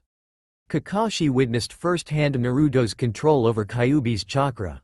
The boy had good control over the small amount he used to extend and retract his claws, visible through a slight darkening of his whisker marks. It allayed Kakashi's concerns somewhat. When evening fell and Naruto started to drag his feet, Kakashi proposed an early night and sicked Pakun on guard duty. The pug grumbled but complied, so Kakashi felt confident enough to catnap next to Naruto, who'd already fallen asleep. They started for Konoha at twilight. Pakun refused to unsummon himself, choosing instead to nest on Kakashi's or Naruto's shoulders in turn. Kakashi didn't begrudge him it. Rediscovering a member of one's pack understandably made Pakun overprotective for the moment, and 5 years was a long time for a dog. The journey back was nowhere near as urgent, so their speed was closer to a casual jog across tree branches. Naruto didn't like walking on unfamiliar ground, and they spent one more night away from the Forest of Death before they neared its boundaries. On the last leg of their journey, Kakashi started weighing on the best course of action for Naruto. He wanted to bring the boy back to Konoha with him, preen at the dissenters who believed him dead, but mainly to start teaching the boy, as his father had once done for Kakashi. He also knew that Naruto wasn't ready yet. The dilemma warred within him, torn between their individual wants, until Naruto made it clear what he wanted, without words. Kakashi could see the boy fidgeting the closer they came to the Forest of Death, perking up in a way Kakashi hadn't seen since 2 days ago. As socially inept as he was, he could still see how much Naruto preferred the forest. And that, Kakashi thought, sealed the deal more than anything, since the most important thing was that the boy was happy. "Almost there, Naruto-kun," he said with a smile. Naruto didn't answer except with an extra spring in his step. All too soon, they reached the edge of the forest, and Naruto bolted off without another word. Kakashi watched him go and tried to ignore the ache in his chest. Then he resumed his trek to Konoha. "You're letting him go, Kakashi?" Pakun asked, incredulous. Kakashi shrugged. Can't force him against his will, can we? Technically he could, if he used his ninja training, but that wasn't the point. So he let Pakun unsummon himself and meandered to the Hokage's tower, wondering whether 7 o'clock was too late for a check-in. 10 days training still counted as a few days, right? For once, his luck held, and the Hokage was still in office working on some paperwork. Kakashi grinned and saluted the Hokage from the window. Kakashi, the Hokage sighed. We have a door. And you're late. I got lost on the road of life, Kakashi informed him cheerfully as he slid into the room. Has anything interesting happened while I'm gone? You're still on sabbatical leave from Anbu, if that's what you're asking. Ouch, ouch, but Kakashi could see a different topic brewing behind the Hokage's eyes. He'd tossed him a different bone on purpose. That hurt, Hokage-sama. Don't you trust me anymore? With punctuality? Hardly. That's fair, Kakashi conceded. The Hokage picked up his pipe and took several puffs, ignoring both Kakashi and his paperwork. Kakashi refused to rise to the bait. So, Kakashi, how was your training? The Hokage said at last, exhaling. A stream of smoke tickled Kakashi's nostrils and he struggled to keep from sneezing. The Hokage had to be doing this on purpose. He knew Kakashi had a sensitive nose, that crafty old man. It's training, he said. How else can it be? In the forest of death? Ah, there was the segue. That was where I said I'd be, he replied. And that was where you were the whole time? Ma, as I said, I got lost on the road of life. That might explain why the Anbu team I sent to you to captain told me you weren't anywhere to be found in Training Ground 44. Kakashi stifled his consternation at that. I thought I was on sabbatical leave, Hokage-sama? The Hokage blew another stream of smoke directly at his face. Oh yes, the leader of Konohagakure had many ways to discipline his subjects indeed. Killing their lungs with second-hand smoke seemed to be one of them. There was a disturbance there one evening, and I deployed shinobi to scope it out. I sent the Anbu to you since I knew you were there. Or supposed to be there, as it were. Maybe they need to be sent for remedial training then. Kakashi. Another puff of smoke, this time aimed at his eye. Or maybe I should tell you that I made a rather interesting discovery in the forest, Kakashi said, giving in to the Hokage. He was Kakashi's superior, after all. Best not to play cat and mouse too much. Was it wrong of him to feel so giddy at the Hokage's expense? Oh, and what might that be, since multiple teams failed to report anything at all? Well, Kakashi took a preemptive step back and activated the privacy seals in the Hokage's office, to which the Hokage narrowed his eyes. Kakashi grinned. I might have found Uzumaki Naruto. He's alive, Hokage-sama. Naruto. Alive. The Hokage's pipe clattered to the floor. Score. Kakashi thought, rather childishly, but he counted this as payback for kicking him off Anbu. It was even the good kind of payback. The Hokage should be happy to hear the news. Once he got over his shock, anyway. The Hokage did so with admirable speed, considering the gravity of the news. He picked up his pipe and replaced it on his table, his eyes never leaving Kakashi. You're sure? He asked at last. It's Naruto? Not another Jinchuriki, or the Kyuubi itself. I'm sure, Hokage-sama. Spent the past few days with him. Kakashi couldn't help grinning at the memory. He's a very resilient boy. Relief lifted the Hokage's sagged shoulders. It's a miracle, he murmured. Kakashi could just about glimpse the joy in the Hokage's tired eyes before it was hidden away. Where is he now? The Hokage asked. Kakashi shuffled his feet. About that, he paused awkwardly. You have to understand, Hokage-sama, that I didn't find him in the village. I found him outside the village. And, in the forest of death, in fact. He waited for the meaning of his words to sink in. Sure enough, it ignited something cold in the Hokage, who closed his eyes and took a deep breath. Kakashi clamped down on the privacy seals and fed it more chakra. The Hokage exhaled, forcing his emotions to bleed away. Cautious as always, Kakashi. I'm guessing the reason you activated my seals without permission is to keep this a secret? As a senior Anbu captain, I do have. You're on sabbatical, hound. Do try to remember that. Kakashi winced at the jab, nodding. Anyway, as I was saying, I found Naruto in the forest of death. You must understand, it's been around 5 years, he prevaricated, hesitating, and he's not been around people for that long. You mean he was forced to survive the forest of death alone all this time? The Hokage's voice was flat, with the slightest tremors. Well, not really alone, but technically he didn't have anyone. No human contact, I don't think, Kakashi agreed. So he's, regressed a little.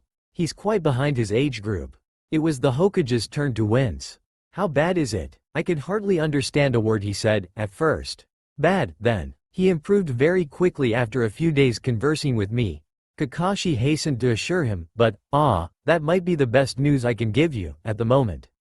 The Hokage massaged his temples, scowling. I assume that's the reason you didn't bring him with you? Yes, Hokage-sama. Kakashi hesitated, then forged ahead.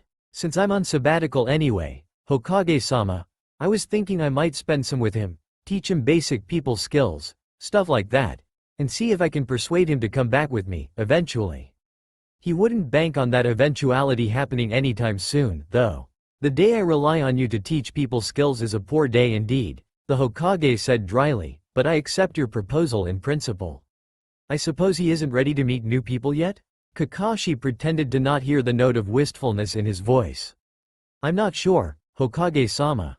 He's talked about watching the two legs. That's people to Naruto, when shinobi enter the forest of death, so while he may not say hello, he probably won't run away if you're just nearby.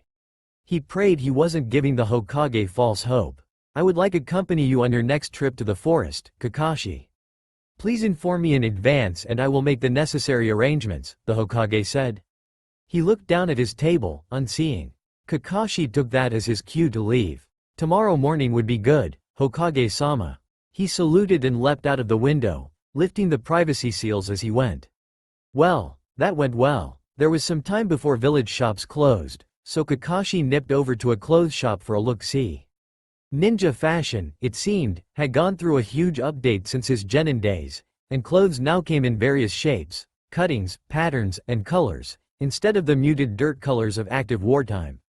He felt quite lost. Seeing as his entire wardrobe had comprised nothing but Junin and Anbu regulation uniforms for years, he had no idea what to get for off-duty gear. Or pre-genin clothes. He picked up a random shirt and puzzled over its garish orangeness in horrified fascination. May I help you, sir? A salesperson asked from behind him. He dropped the shirt like it was a fire and whirled round.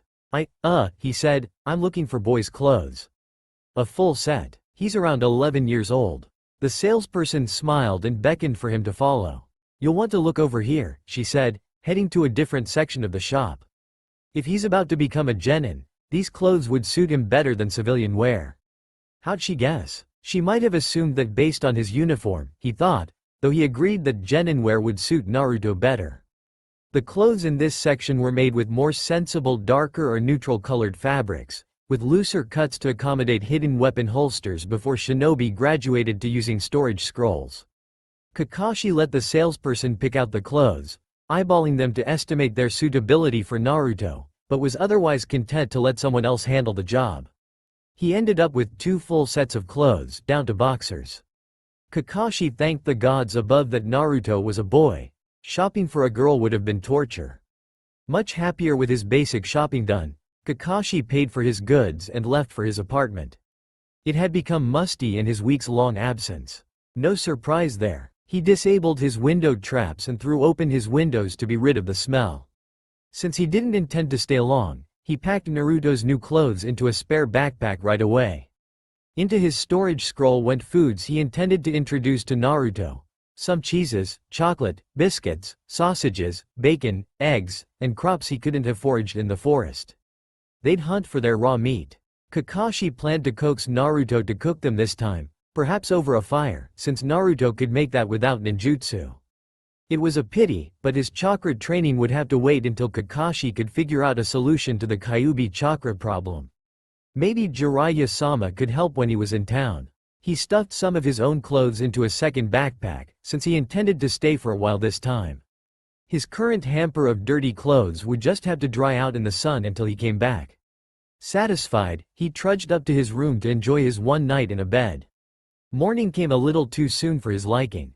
Knowing that the Sandaime Hokage wouldn't be in the best of moods, though, had him up and about before 8 o'clock, and at the Hokage's office by 9. The Hokage dismissed his guards at the sight of Kakashi. I'd expected to see pigs flying before you start appearing on time, he said to his Anbu-turned-Junin. It's good to know you can prioritize. After pulling the Hokage's leg at his expense yesterday, how could he not? Besides, he understood the Hokage's agitation, considering he drowned himself in Anbu for a few more years after Naruto's disappearance. Subordinate or not, he did have more liberties than the Hokage in several areas. They strolled past the academy, the Hattori clan ruins, the hidden pedestrian gate in the boundary wall, and finally Konoha's forests before they reached Training Ground 44, where Kakashi paused at the gate. Hokage-sama, he said after a moment of hesitation, may I suggest that I approach Naruto first without you? Feel free to linger nearby, since Naruto will be able to sense you, but I think it might be prudent for me to offer Naruto the choice of meeting you, in case he gets scared off. Hurt flickered past the Hokage's face. That might be wise, the Hokage sighed. I'll be nearby once we go past the gates. True to his word, the Hokage disappeared from sight, well within sensing range. Kakashi saluted in his direction and set off to find Naruto. He didn't need to search for long. In fact, Naruto must have sensed him, since the boy appeared less than 5 minutes later, eyes wide in wonder. You came back, he said. I did, Kakashi agreed, breaking into a smile. Naruto made to approach, then hung back warily. Someone else is here, he muttered. He sniffed and looked straight at the spot Kakashi knew concealed the Hokage. You smell like him, he said, sounding betrayed. So much for warning him first. Kakashi groaned, cursing the boy's honed senses. No, wait, Naruto-kun, let me explain, he said. Yes, someone else is here, but he's not an enemy. You might know him, Naruto-kun. That last sentence gave Naruto pause and he calmed down, though he still looked wary. I know him? Let's see if you remember him, Kakashi said, signaling for the Hokage to approach. The Sandaime Hokage took his time walking over to the pair, his eyes riveted on the boy. Naruto-kun, he said hoarsely once he was within earshot. Naruto perked up at his voice, cocking his head. Naruto-kun, do you remember me? Gigi? Naruto said. The Hokage's smile was fiercely bright as he stopped in front of the boy. You remember me, he said, overjoyed. Your voice, Naruto offered. I remember. Oh, Naruto. The Hokage looked very much as though he'd like to hug the boy, though he aborted it when he noticed Naruto tensing. Naruto-kun, I've been searching for you for so long. The Hokage looked upon Naruto like a grandson, Kakashi realized, thunderstruck. More than a Jinchuriki. For all that Kakashi had the liberty to grieve by retreating into Anbu, the Hokage had to move on, but he had mourned, in his own way, by keeping the village up and running when he should have retired years ago. Years seemed to fall off his wrinkled face as the Hokage took in every inch of the boy. I see what you meant yesterday, Kakashi, he said with a resigned chuckle. You've been searching for me? All this time? Naruto interrupted, in halting words. Both Kakashi and the Hokage nodded. Then, why wasn't I found? I wish I knew, Naruto-kun, the Hokage murmured. I am glad to see you alive. He carted a tentative hand through Naruto's matted hair. Kakashi added, wash Naruto's hair, to his to-do list. The three of them stood in silence for a few moments, trying to digest the changes they brought into each other's lives. Naruto was the one to break it. I'm not leaving, he said, determined. This is my home. Wouldn't you like to go back to the village, Naruto-kun? The Hokage asked. Naruto shook his head and made to bolt, as though worried the Hokage might drag him back. This is home, he insisted. The Hokage raised both hands in a gesture of surrender and, seeing Naruto's incomprehension, followed it up by taking a few steps back, so that Naruto was beyond arm's reach. I have to go now, but Kakashi says he wants to stay with you. The Hokage smiled. Could I perhaps come visit once in a while? Naruto watched him with fading distrust. Okay, Gigi, he said. The Hokage's smile grew wider. Thank you, Naruto-kun, see you then. Kakashi, he tipped his head in Kakashi's direction then made to leave it a slow stroll, leaving Naruto to stare up at Kakashi. He was kind to me, before, he said in wonder, and Kakashi's heart broke. He was he? He murmured. Then it's good you found each other again. Naruto looked down at his feet and nodded, overwhelmed. So what do you want to do today, Naruto-kun? Kakashi asked to break the mood. Naruto stayed silent. Kakashi cast around for ideas, then remembered Pakun. Naruto-kun, you remember Pakun, right? My dog? A nod. I'm going to call our whole family here, okay? They all want to meet you. You mean 2 legs, people? Naruto exclaimed, balking, but Kakashi had already bitten his thumb and formed hand signs. A large cloud of smoke filled the air, clearing to reveal 8 Ninken, 7 large and 1 small. I was wondering when you'd call us, Kakashi, Pakun said. Guys, meet Naruto. He's that runt over there. Naruto stood stock still, stunned beyond words, and Kakashi worried if he'd overstepped his time. Then the boy grinned and allowed the 7 new dogs to bowl him over and shower him with licks and kisses, patting as many as he could get his hands on. So this here's Bull, and Urushi, and Shiba, Bisque, Akino. Ease off, you idiots, you're suffocating him. Yuhei and Garuko. Oh, come on, you guys, Pakun grumbled. You'd think they've never seen a boy before. But he's Pac. Bisque yelped happily, as if that solved everything. A warm feeling spread through Kakashi. Pac, indeed. Giggling, Naruto allowed himself to be pulled this way and that like a rag doll, covered in dog drool. They'd wrestled their way away from the dirt path and into the woods before Naruto yipped, play bowed, and pounced onto the nearest Ninken, Bull, snarling and growling as the others tried to yank him off the large, calm bulldog. Pakun sighed in disgust and leapt onto Kakashi's shoulder, safe from the fray. Is this where I tell you that Naruto's making sounds normal dogs can understand? Pakun said near his ear. It doesn't matter since they're Ninken and can understand human language, of course, but you might like to know. Kakashi hummed his acknowledgement, eyeing the dog pile. His pack was whole at last, and he couldn't be happier. Kakashi let the pack brawl themselves to exhaustion, content to follow a short distance away until, one by one, his dogs peeled away from their game to pant happily on the ground.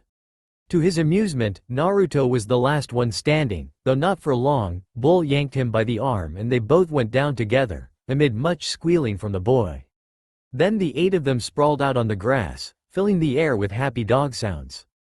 Okay, guys, time to go, he said, clapping his hands. His declaration was met with groans and whines. But Kakashi, we just met him. Ah, I wanted to play some more. I'll summon you guys again, Kakashi promised. We can hunt with Naruto-kun next time, if you can be quiet at it. Yes, Naruto calling him noisy still rankled, and he was being petty, he knew. He wondered how he'd stack up against his Ninken. With final grumbles, his Ninken acquiesced, disappearing in puffs of smoke until only Pakun was left on his shoulder. You'll be all right for the night, kiddo? He asked Kakashi. Kakashi gave him a who do you think I am look. I know, just checking. Then he poofed away. If Naruto noticed the disappearance of the Ninken, he didn't react, already aware that they could do that after seeing Pakun do it the day before. He turned his head towards Kakashi with a wide grin. Your family is nice, he panted, blue eyes sparkling. Kakashi blinked. Blue eyes? Yes, Naruto's eyes were definitely blue at the moment. A clear, azure blue that reminded Kakashi very much of his late sensei.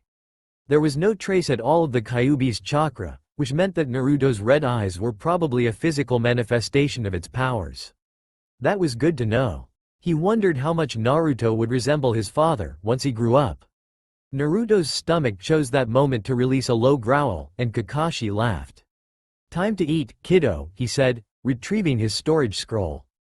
Naruto took to foods that looked more natural faster than processed ones. That meant the sausages, bacon, and vegetables, while the cheese was abandoned after a curious sniff. Kakashi encouraged him to try each of the new foods. He ate all of them raw this time, but Kakashi planned to introduce him to cooked food next. For now, though, both of them lay on their backs after a good meal, enjoying their day. Naruto fell asleep a short while later. Somehow, Naruto wasn't bothered by the noonday sun roasting him alive. Kakashi scuttled under the shade of a tree to avoid melting in his clothes, but Naruto just blinked sleepily and resumed his slumber. Kakashi chalked it up to another of his eccentricities and settled down to read Icha until evening fell. Naruto woke at sunset, like on their first day meeting, and greeted Kakashi with a wide grin. Hunt? He said while stretching. What do you want to hunt tonight? Deer, he said. Kakashi raised an eyebrow. Deer were fast and difficult to capture due to their zigzag escape patterns. The use of weapons made a difference, of course, but Naruto only used his body. It would be interesting to see how the hunt turned out. Or not, Kakashi amended, torn between awe and speechlessness at how Naruto went about it. No chasing was involved. Naruto simply walked up to a herd of deer, announced his presence, and lay down next to a young buck, hidden from the herd, while they settled down for the night, and when they were all asleep, he struck. That was it. The entire herd bolted, and Naruto was left lying in the grass waiting for them to leave, one hand clamped on the dead buck's neck. Kakashi couldn't have planned a better weaponless execution if he tried. Naruto got up a few minutes after the clearing fell silent, satisfied with his kill. The buck was small enough for him to sling over one shoulder, its legs trailing on the ground as Naruto walked, Kakashi guessed, to his family's home. Kakashi expected him to leave the buck somewhere nearby, as usual, but Naruto did not walk away once he dropped the buck. Instead, he hesitated and looked straight at Kakashi. His eyes bled red. "Stay here," he commanded. Then he disappeared behind some trees. Shrugging, Kakashi leaned against a tree to wait. It didn't take long at all for Naruto to reappear, nervous but grinning. He looked at Kakashi and yipped at something behind him. All of a sudden, 3 shadows leapt out of what Kakashi realized was a shallow dip.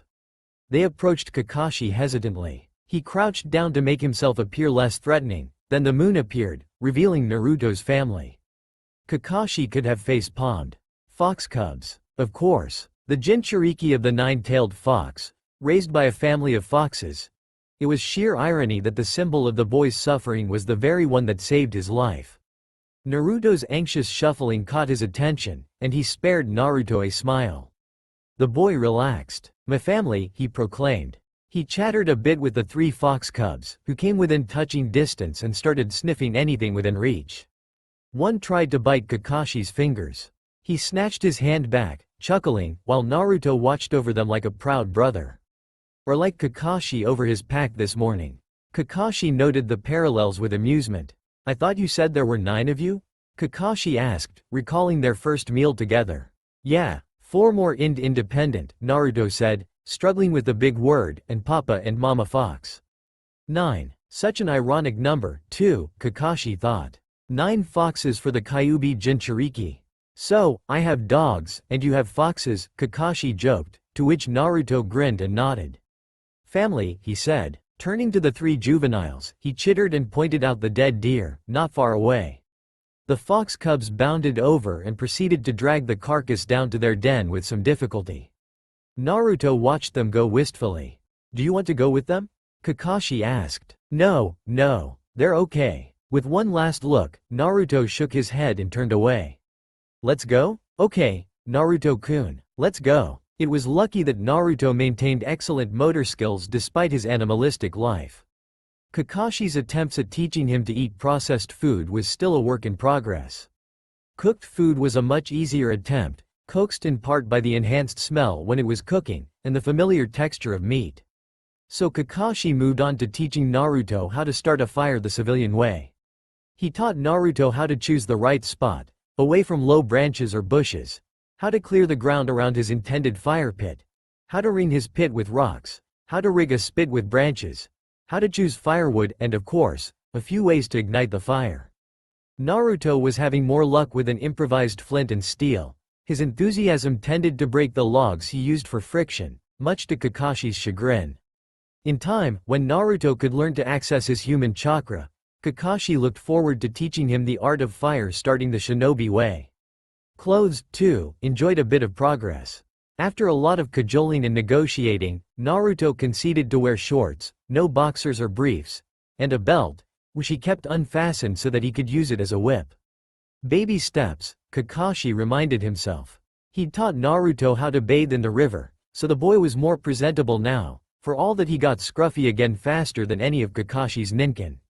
He'd work on it until Naruto would bathe without his reminders.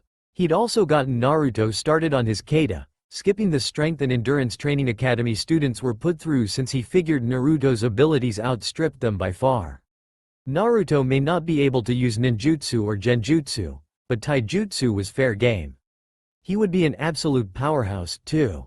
Kakashi was beyond proud. In their downtime, they enjoyed chatting about anything and everything. Kakashi slipped in trivia about Konoha and civilized society, though he had no idea if Naruto caught on, or if he understood the lesson in disguise. He certainly displayed no curiosity to explore the village. That was fine. Kakashi would work on it. Naruto's vocabulary and clarity of speech had improved well enough to please him. Before they knew it, weeks had passed, and Kakashi knew that, sabbatical leave or not, he was overdue for a progress report. Konoha's messenger birds had flown over him twice already. But he ran into an unexpected problem: Naruto. The boy clung to him like a barnacle and refused to let go. "Don't go, Kakashi," he beseeched. Kakashi almost gave in on the spot. "I have to, Naruto-kun. Remember Sandaime Hokage-sama, the old man you met that day?" Naruto nodded. "He's calling me now, so I must go. I'll come back to you after that, okay?" Why? Was Naruto pouting? That was just too cute. "He's my boss. My alpha," Kakashi rephrased at Naruto's incomprehension. Naruto grumbled but subsided after that. "Come back soon," Naruto said. He looked so desolate that Kakashi took pity on him. "Tell you what, I'm going to need your help while I'm gone. Are you up for it?" "Help with what?" Yes, he was definitely pouting now. Kakashi grinned and bit his thumb. All 8 of his Ninken poofed into existence. "Naruto!" They yelped, all except Pakun, who rolled his eyes and ambled over to Kakashi. "Dogs," Pakun sighed. Kakashi stifled a laugh. "You're a dog too, you know," he reminded Pakun. To Naruto, he said, "I'm leaving my pack in your care while I'm gone. Take care of them, okay? You can go hunting together." "Okay, Kakashi," Naruto squealed, pitching his voice to rise above the chaos of barks and growls. His eyes were sparkling, so Kakashi took that as his cue to leave. "The Hokage summoned me. I'll go to Konoha and come back after debriefing him. Take care of the pack," he told Pakun. "What do you take me for?" Pakun grumbled, but he sat down to watch his pack play, just the same. Kakashi ruffled Pakun's head and shunshined away. "Come again, Hokage-sama? I must have misheard you." "You know you didn't, Hitaki Junin." Kakashi winced, knowing that the formal address meant a formal occasion he didn't want. "I hadn't realized it was that time again," he said, rather feebly. The new year, it seemed, had come and gone while he was in the forest, and it was once again time to spend a useless day testing 3 pre-genin brats who would fail his test, as always. He wasn't looking forward to it. The Hokage snorted. "Yes, well, it was that time yesterday, in fact. Thank you for ignoring our messenger birds." "So, does that mean they've failed?" He refused to feel guilty for being so hopeful. "On the contrary, Hitaki Junin, it means that unless you round them up and test them by noon, which is when the other Junin will give their assessment reports, your team will get an automatic pass. Is that understood? A trio of bratty genin to babysit till Chuninhood?" Kakashi shivered. There was a reason he kept failing those academy hopefuls, and it wasn't just because they all failed his bell test. He was a seasoned Anbu, used to training recruits that were already competent diamonds in the rough, as it were, not total greenhorns. "Crystal clear, Hokage-sama," he said. "May I have their files?" The Hokage pushed a set of files over to him. "You have 3 hours till noon." And the 3 brats just had to be living on opposite sides of the village. Kakashi realized once he'd flipped through the files. Great, just great. One way or another, he wouldn't be saddled with 3 academy genin. Absolutely not. They failed the bell test, of course, so Kakashi had no qualms reporting as such at noon, on the dot, out of pettiness at the Hokage. No one batted an eyelid at his announcement. Team 8 by Yuhi Kurenai and Team 10 by Sarutobi Asuma passed. Both were on their first runs as Junin Sensei hopefuls and seemed excited at the prospect of not entering Junin rotation. Kakashi wondered why. He watched the other Junin file out and made to follow, until the Hokage stopped him. "Stay back, Hitaki Junin. I have something to discuss with you." Still Hitaki Junin, not Kakashi? Kakashi thought he'd dispelled the need for formality already. He nodded and waited to the side as the Hokage continued to congratulate and brief the 2 new Junin sensei before dismissing them both. The Hokage sat down on his chair and sucked on his pipe. "So, Hitaki Junin." "Yes, Hokage-sama, did you notice the names of the academy graduates you were testing today?" "Well, yes, but..." The Hokage's eyebrow twitched. "I'm certain you understand the implications of failing Uchiha Sasuke at a time like this." He did, but that didn't mean he wanted any part in this. It was why he was in Anbu, in the shadows, and not a normal Junin in broad daylight. He'd saved his limited political will for inter-village interactions, thank you very much. Kakashi's shoulders slumped. They didn't have what I was looking for, Hokage-sama. And yet surely you, based on past experience, should know that teamwork can be fostered during training. You better not be failing them just to coast on existing friendships, Hitaki Junin, because otherwise the Ino Shika Cho trio can well be shuffled to you. That's quite all right, Hokage-sama, Kakashi said hastily. The fact remains, though, that I've officially failed the team. They can always try again next time. The Hokage puffed on his infernal pipe again. I thought, perhaps, that you might want to prevent a second coming of Uchiha Itachi. Perhaps I was wrong. That stunned him, if nothing else. Has Root approached Sasuke-kun? Kakashi asked, mind churning. His recreational investigations hadn't revealed anything like that, but he'd spent a while away from the village now, so that might have changed. Not to my knowledge. The Hokage shuffled the academy students' profiles until he landed on Sasuke's page. Sasuke-kun is quite fixated on his brother. I had hoped that new friendships might distract him from that, and give him a new perspective. Kakashi hummed and said nothing. The Hokage gave him a pointed look. And of course, Uchiha Sasuke is the last Uchiha with the potential to unlock the Sharingan. All remaining Uchiha have had their Sharingan sealed so they cannot teach him. But you can. With all due respect, Hokage-sama, while I understand the situation at hand, I have no wish to extend my forced sabbatical leave for years until Uchiha becomes Chunin. Unmentioned was his terror at raising a greenhorn. Must you always be so difficult, Kakashi? The Hokage sighed. The council knows this, and that's why they've come up with a compromise. Take on Uchiha Sasuke as your apprentice, and your leave order will be rescinded with immediate effect. Kakashi stared at the Hokage. You want me to drag a rookie genin on Anbu missions, he deadpanned. Of course not. You idiot, went unsaid.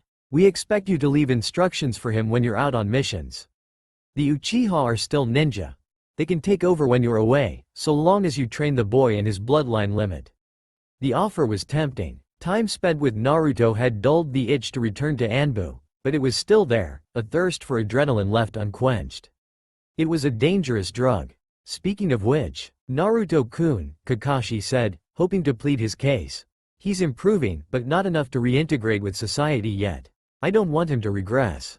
Silence. He knew he was hitting a sensitive spot for the Hokage, so he kept mum. The Hokage closed his eyes behind steepled fingers. The needs of many comes before the needs of one, he murmured. No, he refused to accept it.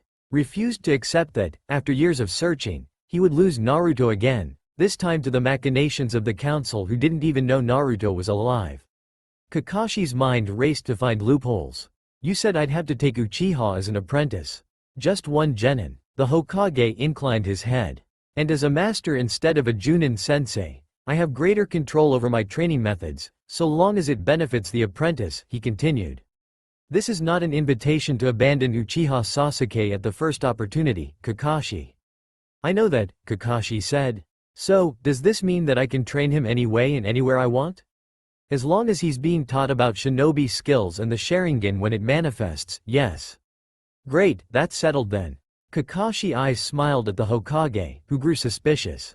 I'll just find a set of apprenticeship forms for Uchiha and we'll be done, Oh, and Anbu reinstatement forms, too.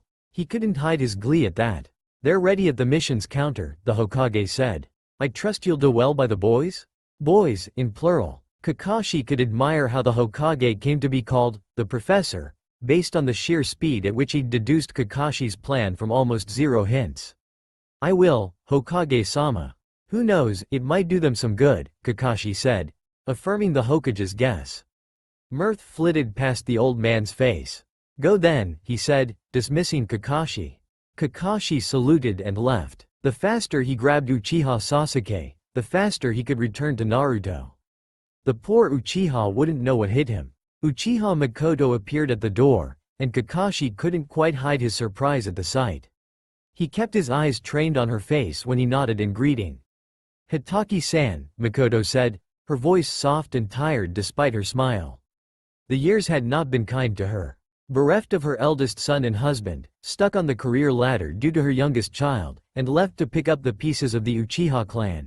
Uchiha Makoto had been thrust, without warning, into an unwanted, unappreciated position, and it had taken its toll.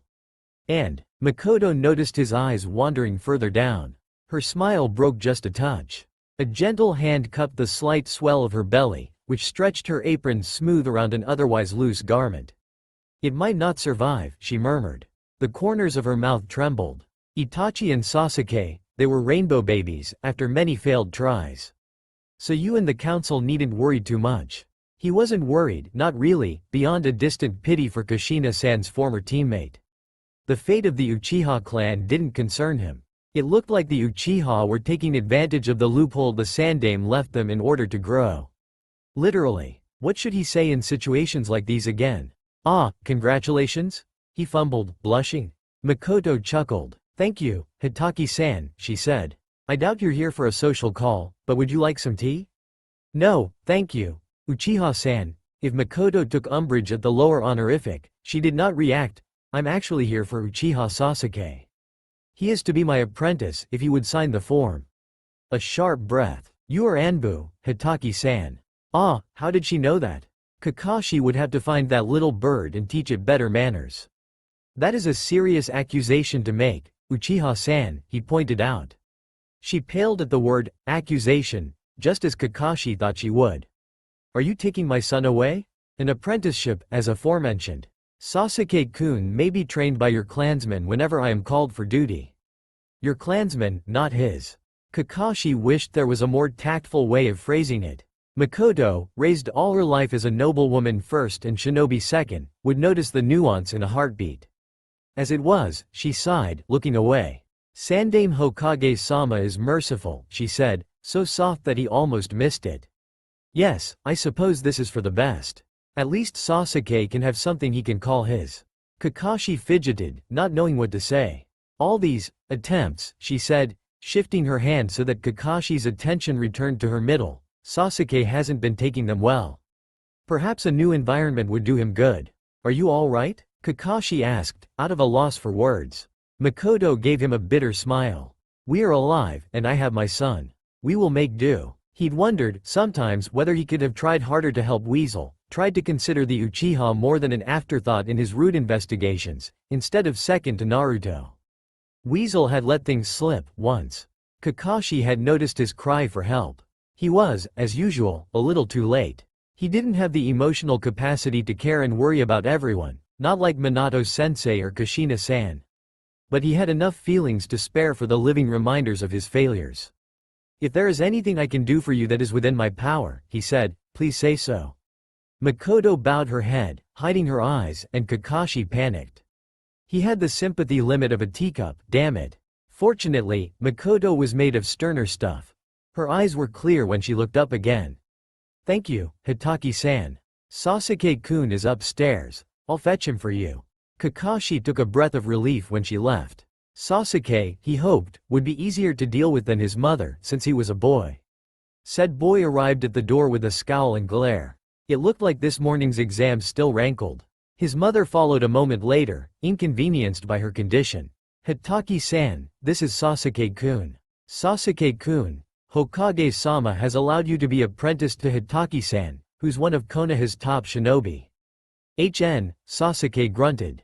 "When do I leave?" "Once you sign the form and pack your bags," Makoto said. Kakashi tried hard to ignore the hurt swimming in her eyes. "Hitaki-san, will you be returning him in time for dinner?" Kakashi forced his mouth to work. "I'm afraid not, Uchiha-san. We're leaving on a training trip outside the village. I will send a message ahead of our return." "Thank you, Hitaki-san, that is most appreciated." She watched her son stomp upstairs. "Uchiha-san," Kakashi blurted. She turned to look at him, surprised. "I will take care of him," he said. At that, she smiled and tipped her head, shifting to the side with grace when her son thundered past her. She still moved like a shinobi, after all these years.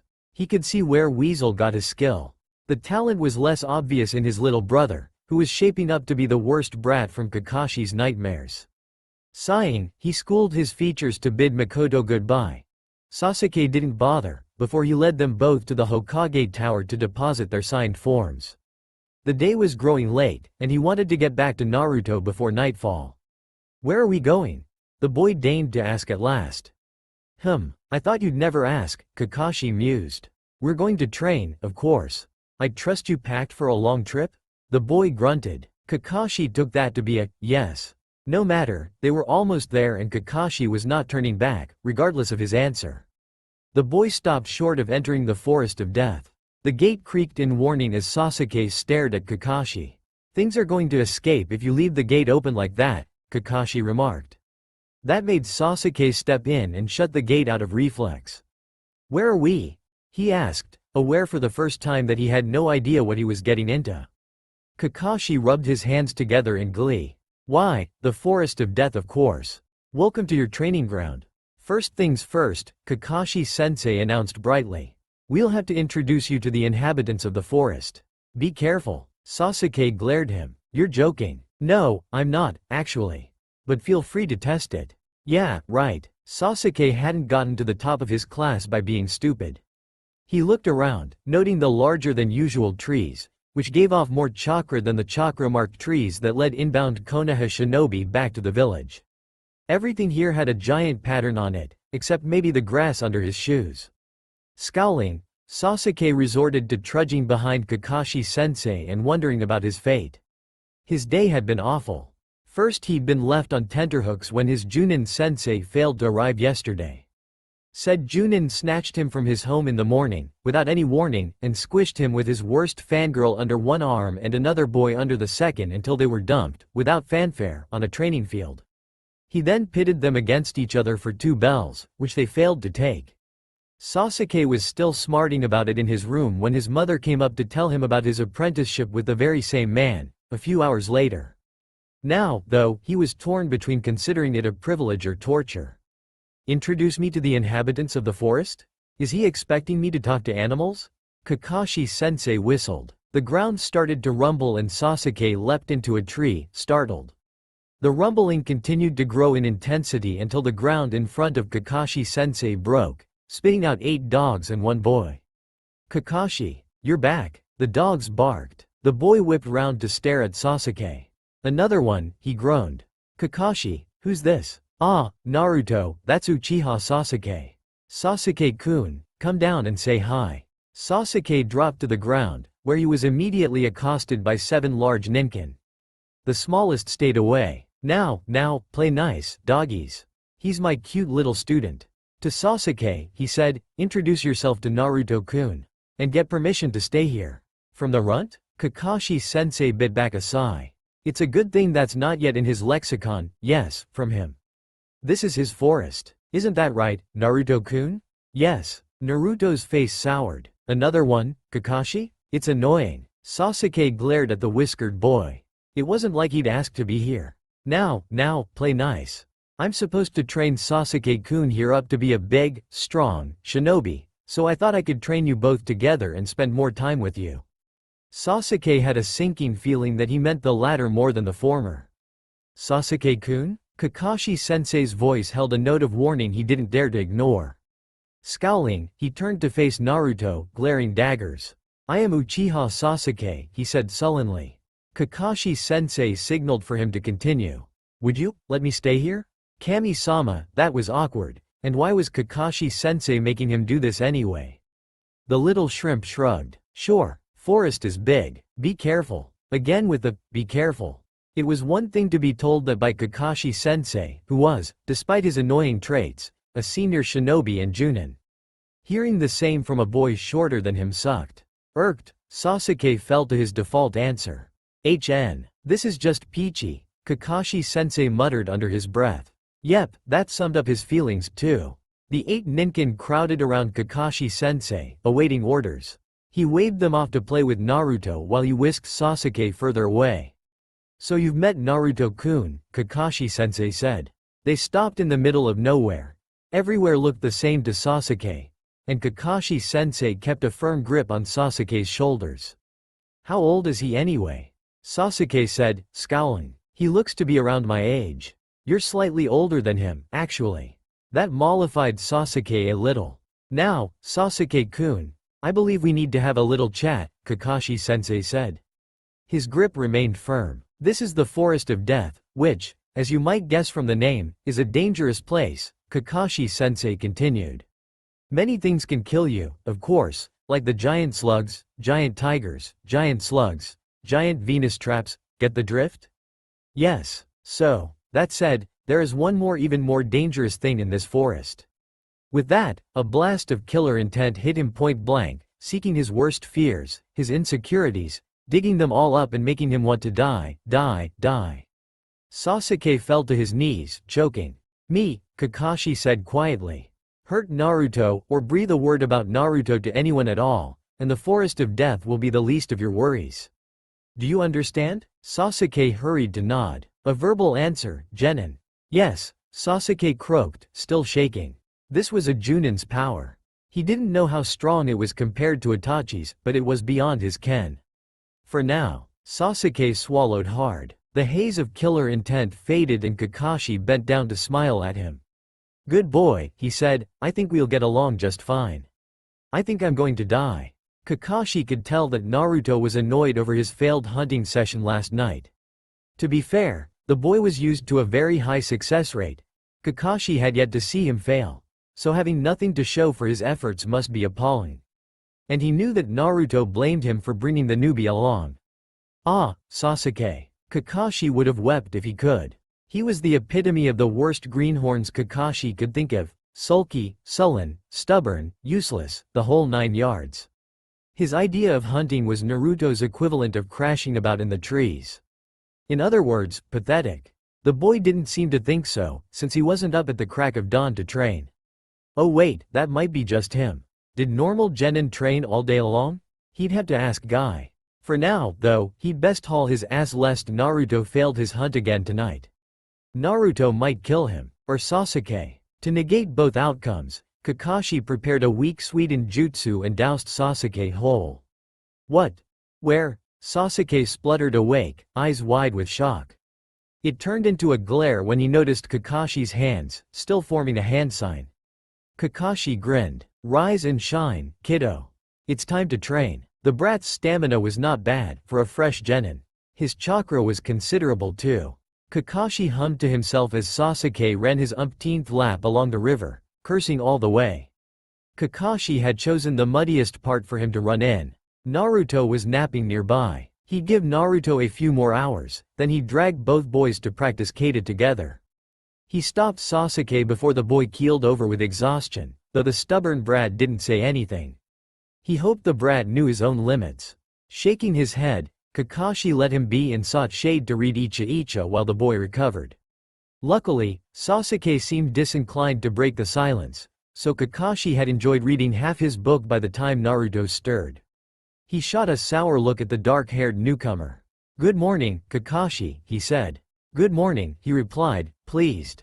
Naruto was learning manners quite well. Ready to train? Weird moves again? Those weird moves are kata, Naruto-kun, and they're meant to help your taijutsu. You don't want to karate chop your kills every time, do you? I know, Naruto grumbled. Start now? Sure. Sasuke-kun, Kakashi called, time to continue. The boy shuffled to his feet, wincing. He'd feel worse tomorrow. Kakashi herded Naruto closer to Sasuke and started him on warm-ups. Okay, Naruto-kun. Sasuke-kun has been practicing kata for years at the academy, so he might perform better than you. That arrogant tilt of his head had just earned him another dunking tomorrow morning. Don't worry about it, you can watch him for pointers if I'm not around, okay? Sasuke preened. Kakashi resisted the urge to swat the boy's head. He'd reserved that for his first slip-up. Kakashi's standards of perfection were very, very high. Ready? Start. Both boys started going through kata, but it wasn't long before Naruto stopped. Kakashi, he said, confused. I don't understand. His moves are different. It's Sasuke-kun, you idiot, don't be rude, Sasuke hissed. Kakashi whopped him on the head for that. Let's try again and I'll watch. Sulking, both boys did as they were told, completing the whole warm-up sequence for his review.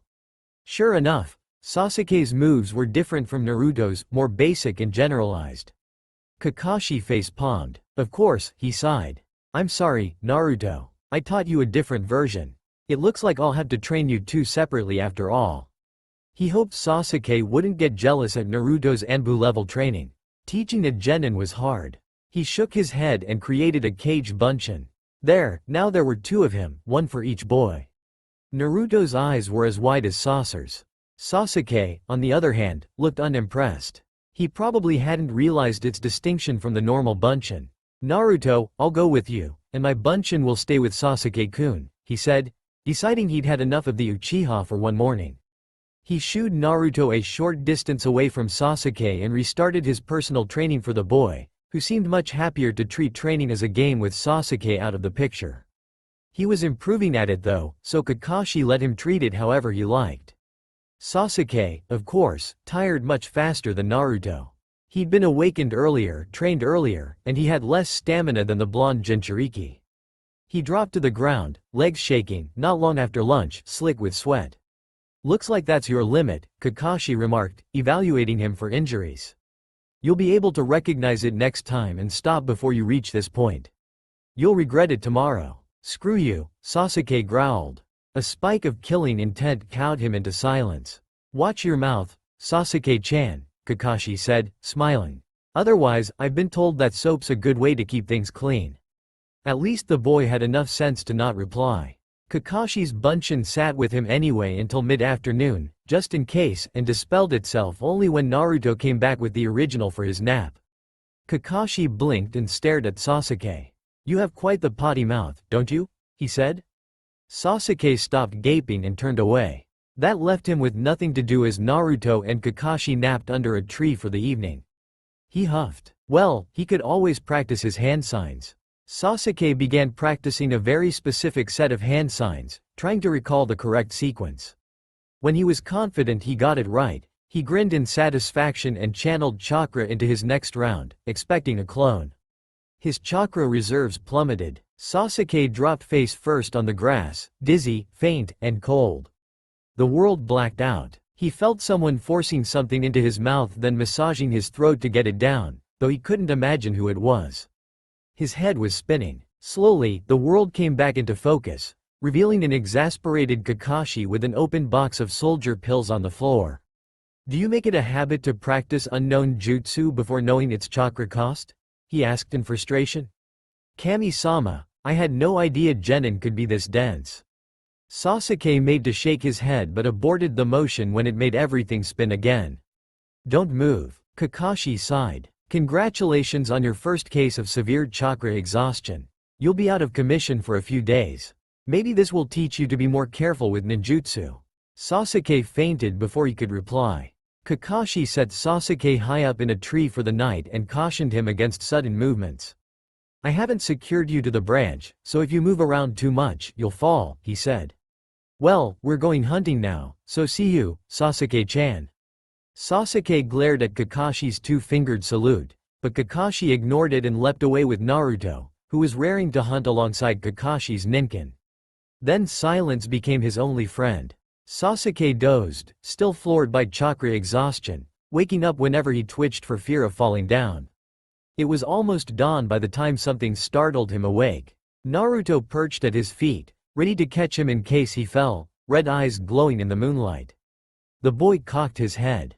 Before Sasuke could clear his throat to talk, Naruto had extended a hand to him, offering a furry carcass. For you, he said. He didn't know whether to laugh or cry. In the end, he accepted the bloody squirrel and nodded his thanks. Naruto grinned, and that was that. Thankfully, subsequent days drifted by a lot smoother than the first, helped in part by Sasuke's limited mobility. He'd had humble pie forced down his throat for the first time in years and he hadn't liked it one bit. Kakashi had figured out how to handle his little genin by then. He even remembered to return Sasuke to the village once a week, with strict instructions to be back after dinner. Wasn't he a good sensei? His focus, however, had switched from taijutsu to chakra control, at least for Sasuke. That brat just couldn't be trusted yet, so Kakashi would drill intimate knowledge of his own body's limits into his head before he taught Sasuke any ninjutsu. Tree walking was a slow affair, delayed in part by Naruto's dismay that he couldn't do it too. He'd pleaded with Kakashi, puppy dog eyes in full force, and wasn't that difficult to deny. But Kakashi stood firm. The Kyuubi's chakra was an unknown factor and he dared not take chances. You need to produce blue chakra before you can try, Naruto-kun, he explained, unable to mention the Kyuubi with Sasuke around. And don't try without my supervision. Naruto had raged then, his first tantrum since Kakashi got to know him, but in the end he agreed, coaxed by the promise of being taught trapping techniques. It was way more practical than climbing trees with one's feet. Kakashi breathed a sigh of relief. He found that watered-down Anbu training techniques worked well enough for Sasuke. At least, he hoped the boy didn't realize he was stumbling along. Or was it the Anbu techniques that were cranked up? Anyway, learning by doing became Kakashi's motto, as Sasuke found out the hard way. Like when he'd gone hungry every night for as long as he disturbed Naruto's hunt, this was a work in progress. Or like when he collapsed due to chakra exhaustion until he knew when to stop. Or like when he'd obtained his Sharingan, activated under extreme duress when Kakashi decided to kick him off a treetop, follow him down with a kunai aimed at his eyes, and try to slash his face in half. Yeah, learning by doing was best. It made the fruits of their labor all the sweeter. He could recall with fondness the outcome of his Sharingan training for both his boys. Sasuke, your eyes are red too, like mine, Naruto exclaimed. It's called the Sharingan, idiot, Sasuke replied, without heat and clearly pleased. Kakashi cornered the boy one night, when he was busy gazing at his spinning Sharingan eyes in the river. Naruto was off hunting with Kakashi's Ninken, uncaring of the missing company. Do you still want to kill that man, Sasuke-kun? He asked, settling down next to the boy. Sasuke startled. Of course. He took everything from me. Not everything, was Kakashi's quiet reminder. You still have your mother. Some of the Uchiha clan. The Uchiha clan compound. Sasuke's laugh was low and bitter. He took what mattered, though. Our pride. Our reputation. Chi-Chi-Ue. Sasuke's voice cracked at the mention of his late father. Are those worth more than staying alive? Why not? Instead of replying, Kakashi sighed, running a hand through his hair. It glinted bright silver in the moonlight, in stark contrast to Sasuke's black. Have you ever wondered how Naruto-kun came to live in the forest? He asked, watching for Sasuke's reaction to his non-sequitur. No. Does it matter? Haven't you considered how weird it is that a boy your age would prefer the forest, instead of the village, no matter how much you entreat him? Or how he came to be in the forest at all? Sasuke hesitated. I haven't, he admitted at last. Why? Kakashi kept gazing at their reflections in the water, lost in thought. Why? He said. No one knows. But one must wonder about his early childhood experiences, for him to reject the village to this day. A dragonfly alighted on the water, causing ripples that distorted their reflections for a moment. As shinobi, we must always look underneath the underneath, he said, repeating an oft-mentioned teaching for Sasuke's benefit. Not everything can be taken at face value. Remember that, Sasuke-kun. It applies to your situation as well. He couldn't and wouldn't reveal his details, suspicions, and regrets about Weasel, but he could perhaps encourage his loved ones to stop seeing him as a demon. Kakashi thought he had been discreet. He was quite sure Sasuke hadn't breathed a word about Naruto when he was in the village, for all that the boy had grown less afraid of him as time went by. Both boys had developed a strong bond, so he doubted Sasuke would rat his friend out, courage aside. But it didn't change the fact that someone was watching them. Naruto noticed the same, though to him it was just the unease of having another of the two legs nearby for prolonged periods of time. He still thought that people entered the forest in bursts of 5 days. Sasuke didn't notice a thing. That was to be expected, since he was a normal genin, and this shadow appeared to be at least Junin level. The fact that the shadow hadn't acted yet beyond constant surveillance was the only reason Kakashi hadn't done anything preemptive. The problem was that he didn't know who was being watched.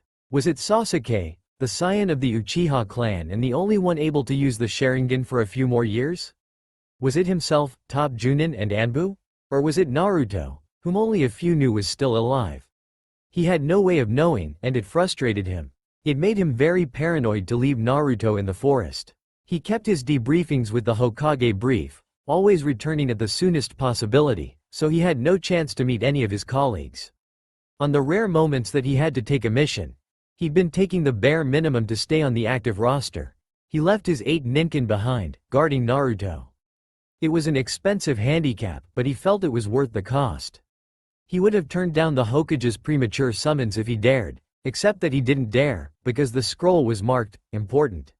He stared at the scroll, annoyed. Naruto-kun, I have to go see Hokage-sama for a bit. Will you be all right? He asked at last.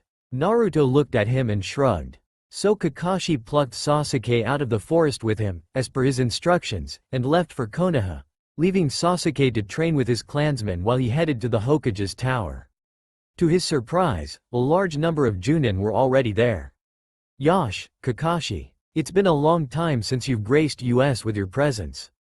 Kakashi winced and turned. Hello, Guy, he deadpanned, dismissing the spandex-clad shinobi. Guy didn't get the hint. I demand a rematch, and if I fail, I will walk 100 times around Konoha, on my hands. Guy flexed his biceps and posed, allowing light to ping blindingly off his teeth. Several Junin around them swore. Yes, he hadn't missed Guy at all. Kakashi sighed. Ahem. The Hokage coughed at the head of the table. All Junin focused their attention on him at once. Hokage-sama, they saluted as one. The Hokage acknowledged them with a wave of his hand. I think you all know what this meeting is about, he said, nodding at his subordinates. Kakashi snuck a quick look at the calendar. What month was it now? For those who don't know, he just knew it was targeted at him. The Chunin exams are coming up in 2 months, and it will be held in Konoha. You are gathered here today to nominate your genin for the Chunin exams, should you deem them ready. He looked at all of them in turn. As usual, we will let the sensei of the freshest genin to start the process. Yuhi Junin, Sarutobi Junin, Hitaki Junin, please step forward. A wave of murmurs swept through the group at the mention of Kakashi's name. Surprise seemed to flavor them, maybe because none had seen him coaching genin in Konoha. The Hokage coughed to regain their attention. Yuhi Junin, do you nominate your genin team for the Chunin exams? Kurenai raised a fist over her heart, her stance firm. Hokage-sama, I, Junin Yuhi Kurenai, hereby nominate Team 8, comprising Inazuka Kiba, Hyuga Hinata, and Aburame Shino for the Chunin exams. Good. Sarutobi Junin? Asuma mimicked Kurenai. I, Junin Sarutobi Asuma, hereby nominate Team 10, comprising Yamanaka Ino, Nara Shikamaru, and Akamichi Choji for the Chunin exams. Good. Hitaki Junin? Kakashi shrugged, realizing the weight of everyone's eyes on him. I only have the one genin, Hokage-sama, so there needs to be 2 independent genin for him to be eligible at all. No, you only need one, a voice said from behind the Hokage. Shimura Danzo took a step away from the Hokage, so that he stood apart. Kakashi felt his blood run cold. Ma, I hardly think that genin can test as a pair, Shimura-sama, he replied. His eyes flickered toward the Hokage, who looked just as surprised. It was unplanned, then. You do need 3, Danzo acknowledged. But then again, you already have 2.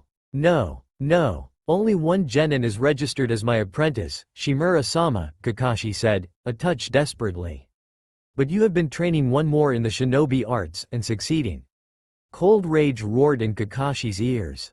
Naruto, he had to be talking about Naruto, and he'd left him alone in the forest with Root. The fact remains that, even if we should believe that this student exists, he is not an academy graduate and not registered as a genin. The Hokage interjected, stepping in for Kakashi's speechlessness. His only consolation was that the Hokage looked furious behind that curious mien. He is registered as our Jinchuriki though, Danzo said, confident of victory. Is that not so, Hitaki Junin?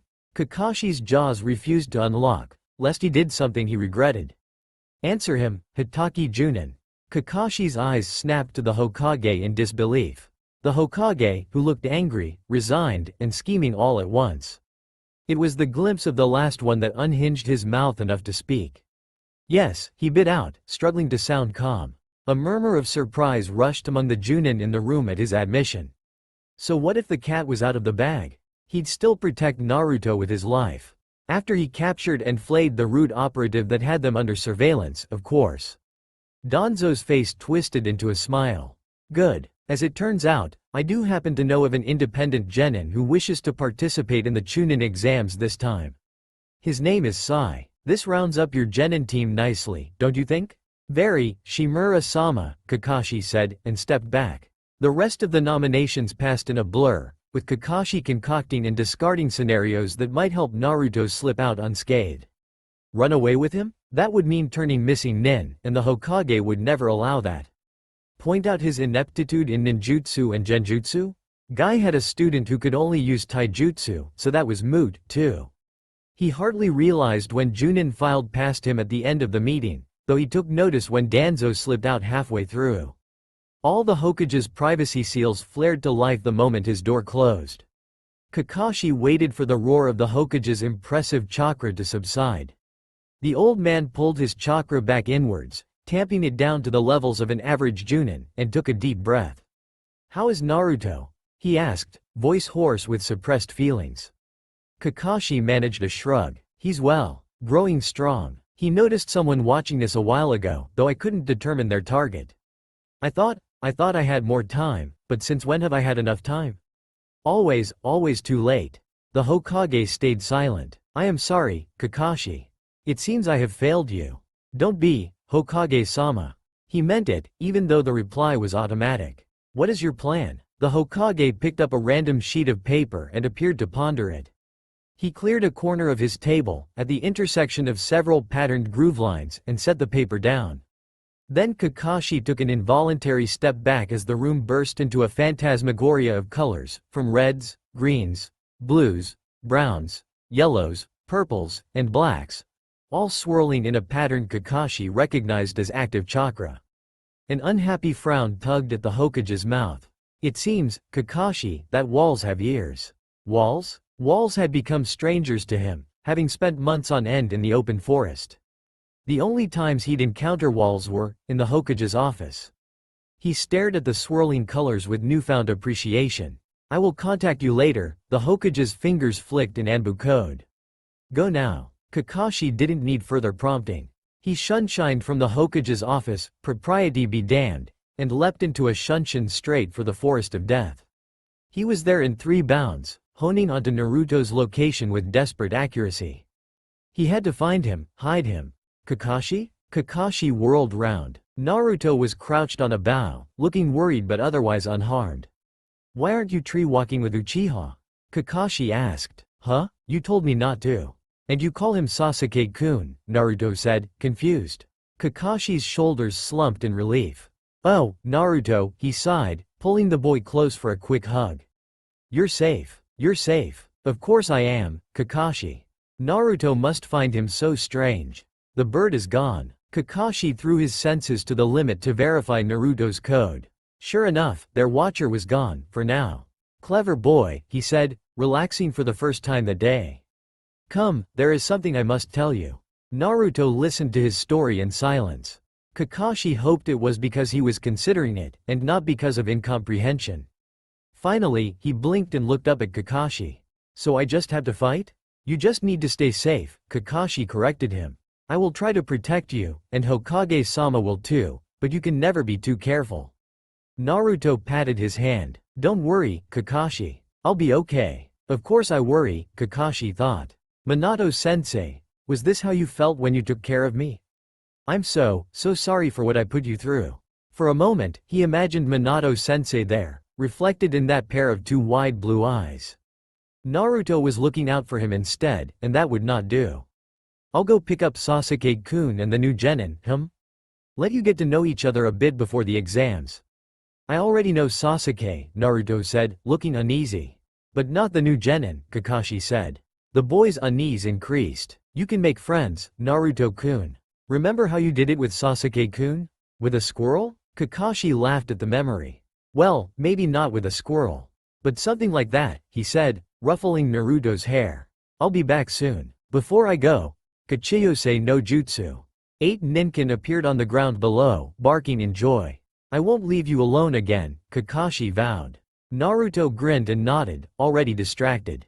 Kakashi set off for Konoha again, more reassured than before. Kakashi had a problem. Sasuke he found and retrieved without much trouble, but that was all he could do, because he just realized that the only information he had about the new genin was his name. Kakashi had no idea what he looked like or where he lived.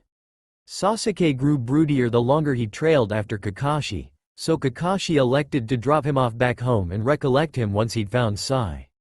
Sasuke's house was dim in the late afternoon, oriented towards the morning sun. "Sasuke-kun, you're back," a voice said from the kitchen. Sasuke fumbled for a light switch and flicked it on, revealing his mother, round with child, at the kitchen table. She smiled at them both. "Good evening, Uchiha-san," Kakashi said, inclining his head. She returned the greeting and took a sip from her cup. Her movements were graceful, as befitting a late noble's wife, from the arc of her fingers to the careful bow of her lips. They almost distracted him from the pallor of her face. She set the cup back on its saucer with a soft click. "Sasuke-kun, dinner's ready. It's a bit early, so why don't you wash up first?" she suggested. Sasuke glared, eyeing her distended stomach, and headed upstairs. Makoto watched him go. She seemed to have forgotten Kakashi, so he took the liberty of looking around. The Uchiha family home was austere but functional. Welcoming spaces were kept simple and bare, in typical clan fashion, with a sprinkle of intricate baubles that hinted at their former wealth. He could smell fresh washi paper and pine, and Kakashi eyed the cup in her hands. "You are unwell?" he murmured. "I will do what I must, sensei," she said, just as quietly. She took another sip, grimacing. Kakashi accepted the non-answer and left. The one who'd know Konoha's genin, he figured, was Amino Uruka, guardian and teacher of bratty kids. Kakashi had no idea how he did it, how he transitioned from life as a bloody professional Anbu to a hapless academy instructor, but he'd done it. Kakashi was ready to throw in the towel with just one genin. Umino's heart had always been larger than most. On his way to the academy, where he hoped to catch Amino, he realized he was being cornered. Kakashi kept watch from the corners of his eyes. This close to the administrative center of Konoha, ninja were everywhere, with a low civilian mix. Genin, Chunin, Tokushu and Junin went about their business around him. Around him, also, were several individuals he recognized from that morning. They hemmed him in, forcing him to change trajectory with them. That ended when Guy pounced on him from behind and gave him a heart attack. "Kakashi, my rival, you must tell us what you've been up to these few months. We had no idea you've become a sensei." "Guy," Kakashi groaned, trying to slow his racing heart. "One of these days you're going to kill me for real, you know?" Guy thumped his back, and Kakashi blinked. He stared at Guy, who gave him a thumbs-up sign and flashed his teeth. "My rival can't die so easily, Kakashi. Yash, we must die now, and you will tell us all about your cute little charges." His shadows dropped all pretense of nonchalance, peeling away from the crowd. Kurenai, Asuma, and Genma approached him with smirks, Kurenai with proper deference. "So that was why the old man asked you to stay behind that day, Kakashi," Asuma said, raising his hand in greeting. "Kurenai here, and I thought we were the only ones with rookie genin this time round." "Guess not. Seems so," Kakashi said. "Yuhi-san, my belated congratulations on your promotion to Junin." Kurenai blushed and dipped her head. "Thank you, Hitaki-senpai. Who is your charge?" It was on official record anyway, so. "Uchiha Sasuke," he said. "And when did you take charge of him?" Genma's eyes were predatory. As the late Yondaimi's personal guard detail, Genma had, of course, been aware of Minato-sensei's relationship with Kushina-san, and their resultant son. He had been the one to accompany Kakashi through his initial sleuthing through the village for Naruto, 2 months too late. It was clear he wasn't referring to Sasuke. Kakashi nodded his apology at the Tokushu for leaving him out of the loop. "Ma, that would be telling," Kakashi said, for the benefit of everyone else. "My rival is as hip as ever." Guy cried, tears streaming down his face. "Come, let us eat and bask in the glory of our genin. They haven't even signed the Chunin exam forms, you know?" "Mine have," Kurenai admitted. "Yours, Asuma?" The Junin waved a negligent hand. "I'll give it to them sometime. They have 2 more months, anyway. All my dearest genin have signed up to be CHUNNIN. Yash, I'm so proud." Kakashi sighed. It was going to be a long dinner.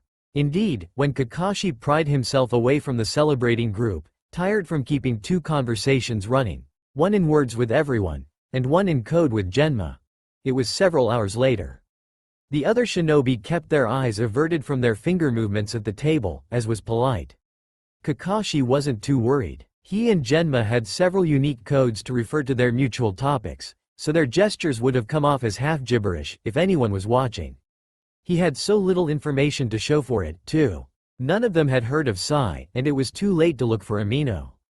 Kakashi decided to give up and retrieve Sasuke first, then figure out Sai the next day. Naruto would have started hunting already, so there was no hurry to rejoin him. A lithe figure was waiting for them at the pedestrian gate that led out to the forest. Kakashi slowed his walk as he chattered away with Sasuke, getting monosyllabic grunts for his troubles, while he assessed the new presence. It was a dark-haired boy, dressed like a girl in the way he bared his midriff, exposing toned abs. A katana was strapped to his back. The boy turned to look at them as they neared the gate. "Hitaki, Kakashi, sensei," he said, in a halting monotone. He had no facial expression whatsoever. Kakashi sighed. "One wild child, one spoiled brat, and one robot. Fantastic. That's me," he said. "Are you Sai?" "That is what I am called," the boy said.